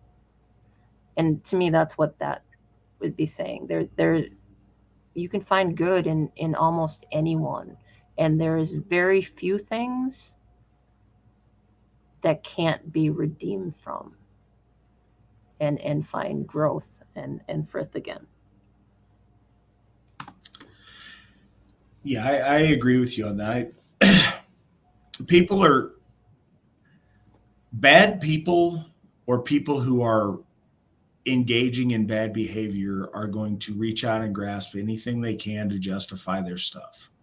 That doesn't mean it's a legitimate use of the stanza. I think it's the point of the stanza is to not be so full of yourself and to realize that even the people that, pretend they're perfect, if you look hard enough, we all have flaws. We all have areas, and just being honest, not areas we can be more perfect. We have areas that we flat out screw up in and should be better than. We all make mistakes. We all find ourselves sometimes doing the wrong thing or doing the cowardly thing or being dishonest or any number of things. And we all have room to improve and make those things better. And like Sarah said, even people who've messed up bad and for a long time still have an opportunity to do good things and make a contribution. There's very few things that are so bad that you can't come back from. Now, some of you got a lot further way to go than others, but there's very few things that can't be redeemed in some way. So I think that's the point of it. I think that's the honest use of it. And again, anybody's going to use anything they can to justify bad behavior. That's the nature of people who are doing bad things. Misery loves company, and those people, all of us, not just those people, any of us, when we're in the wrong, desperately search for some reason that we're not really wrong after all, that we're really doing the right thing because we found this verse that says X. It deludes ourselves, and it's not an appropriate or fair use of it. I find this stanza goes along the same lines. No one is totally wretched, even if his health is bad. Some find happiness in their children, some in their kin, some in their money, some in their works well done. Thoughts on this? Do you have any thoughts on that, Sarah? I think it's saying the same thing that we just said, that everyone has something in a redeeming quality in there, no matter how bad they seem to be. There's something redeeming in there, and you can come back from almost anything through growth and working at it and put your life back on track. Well, I mean, it certainly pairs with the line above. I think it's that, but I think it's also advice to the hopeless. I think that if we only measure success or joy or a worthwhile life in one way, and all of a sudden something happens that we don't get to experience that, it's easy to think you've got nothing has meaning, and you might as well not be here. But this stanza illustrates that, even if you've got poor health and you can't get around as well, you can take joy in watching your children be happy and live their life and enjoy things.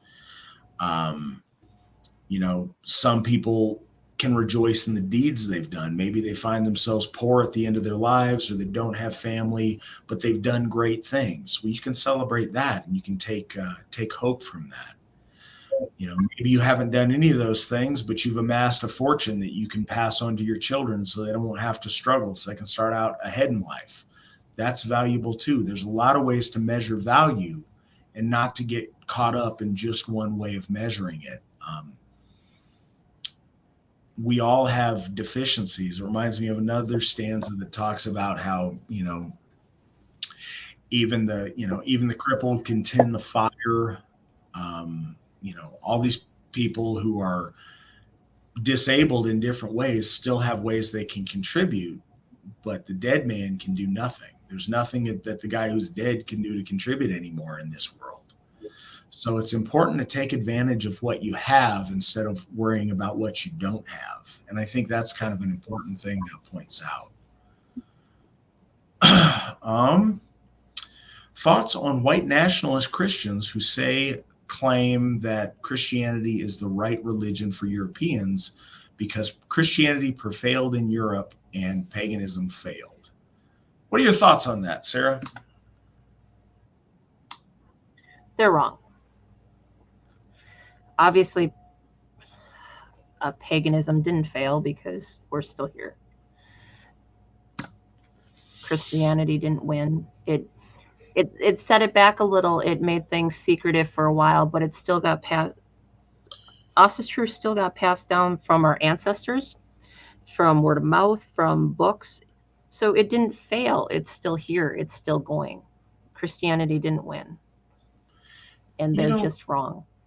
Here's a secret. Good guy doesn't always win. You've got to be persistent, and you may end up winning over the long term.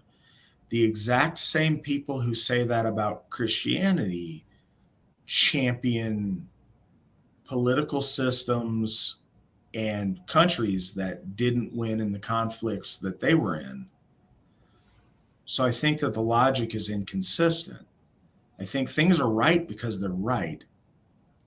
Consistent winning and losing is evidence of some things, but it's not the only thing. I think that's kind of an easy argument for them to remain doing something that they're comfortable doing, but I don't think it's intellectually honest. And the other thing is, what's a much better lesson to learn is, why did Christianity win out over paganism in the time that it did?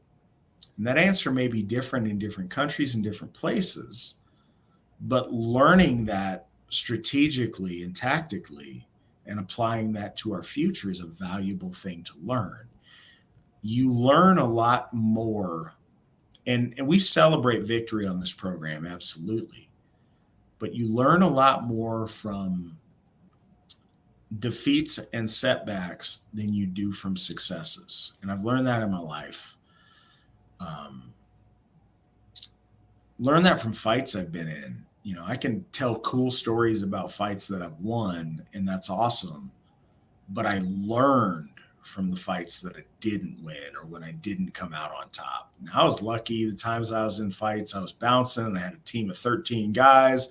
I didn't ever lose that bad. But the times that I did, that's when I learned. Those are the times that helped me grow. So I think it's really easy to make that statement. But something else that's also a truth is just the way history and time works. Nothing stays on top forever and is always there. If you pick anything historically, you can find a point where it collapsed or it broke down or it didn't work out, because eternity is a very long time.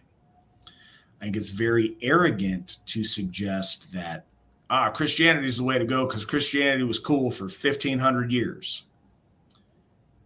Yeah, but Asatru was cool for thousands of years before that. And when we look at it 1,000 years from now, will we be able to say the same for Christianity? Or was its time, that window of, 2,000 years, 1,000 years in some places, is that the only window it has? Because Asatru and various forms of Aryan paganism was around for thousands of years before Christianity and is now resurgent and picking up steam where Christianity is faltering. What will it look like 1,000 years from now? And is that the only measure of success? And I just don't think that I think that's a very easy argument for people to make who are intellectually lazy and who don't want to change from a course of action that they're comfortable doing. But that's our last question for the evening. Sarah, thank you so much for joining us tonight. Thank you for all that you do. It's been a pleasure to have you on here again. It's been fun. Thank you. All right. Well, I look forward to having you on here again in the future. And we really do appreciate all you do, Sarah. You do a lot for us. Until next time, hail the gods, hail the folk, hail the AFA, and remember, victory never sleeps.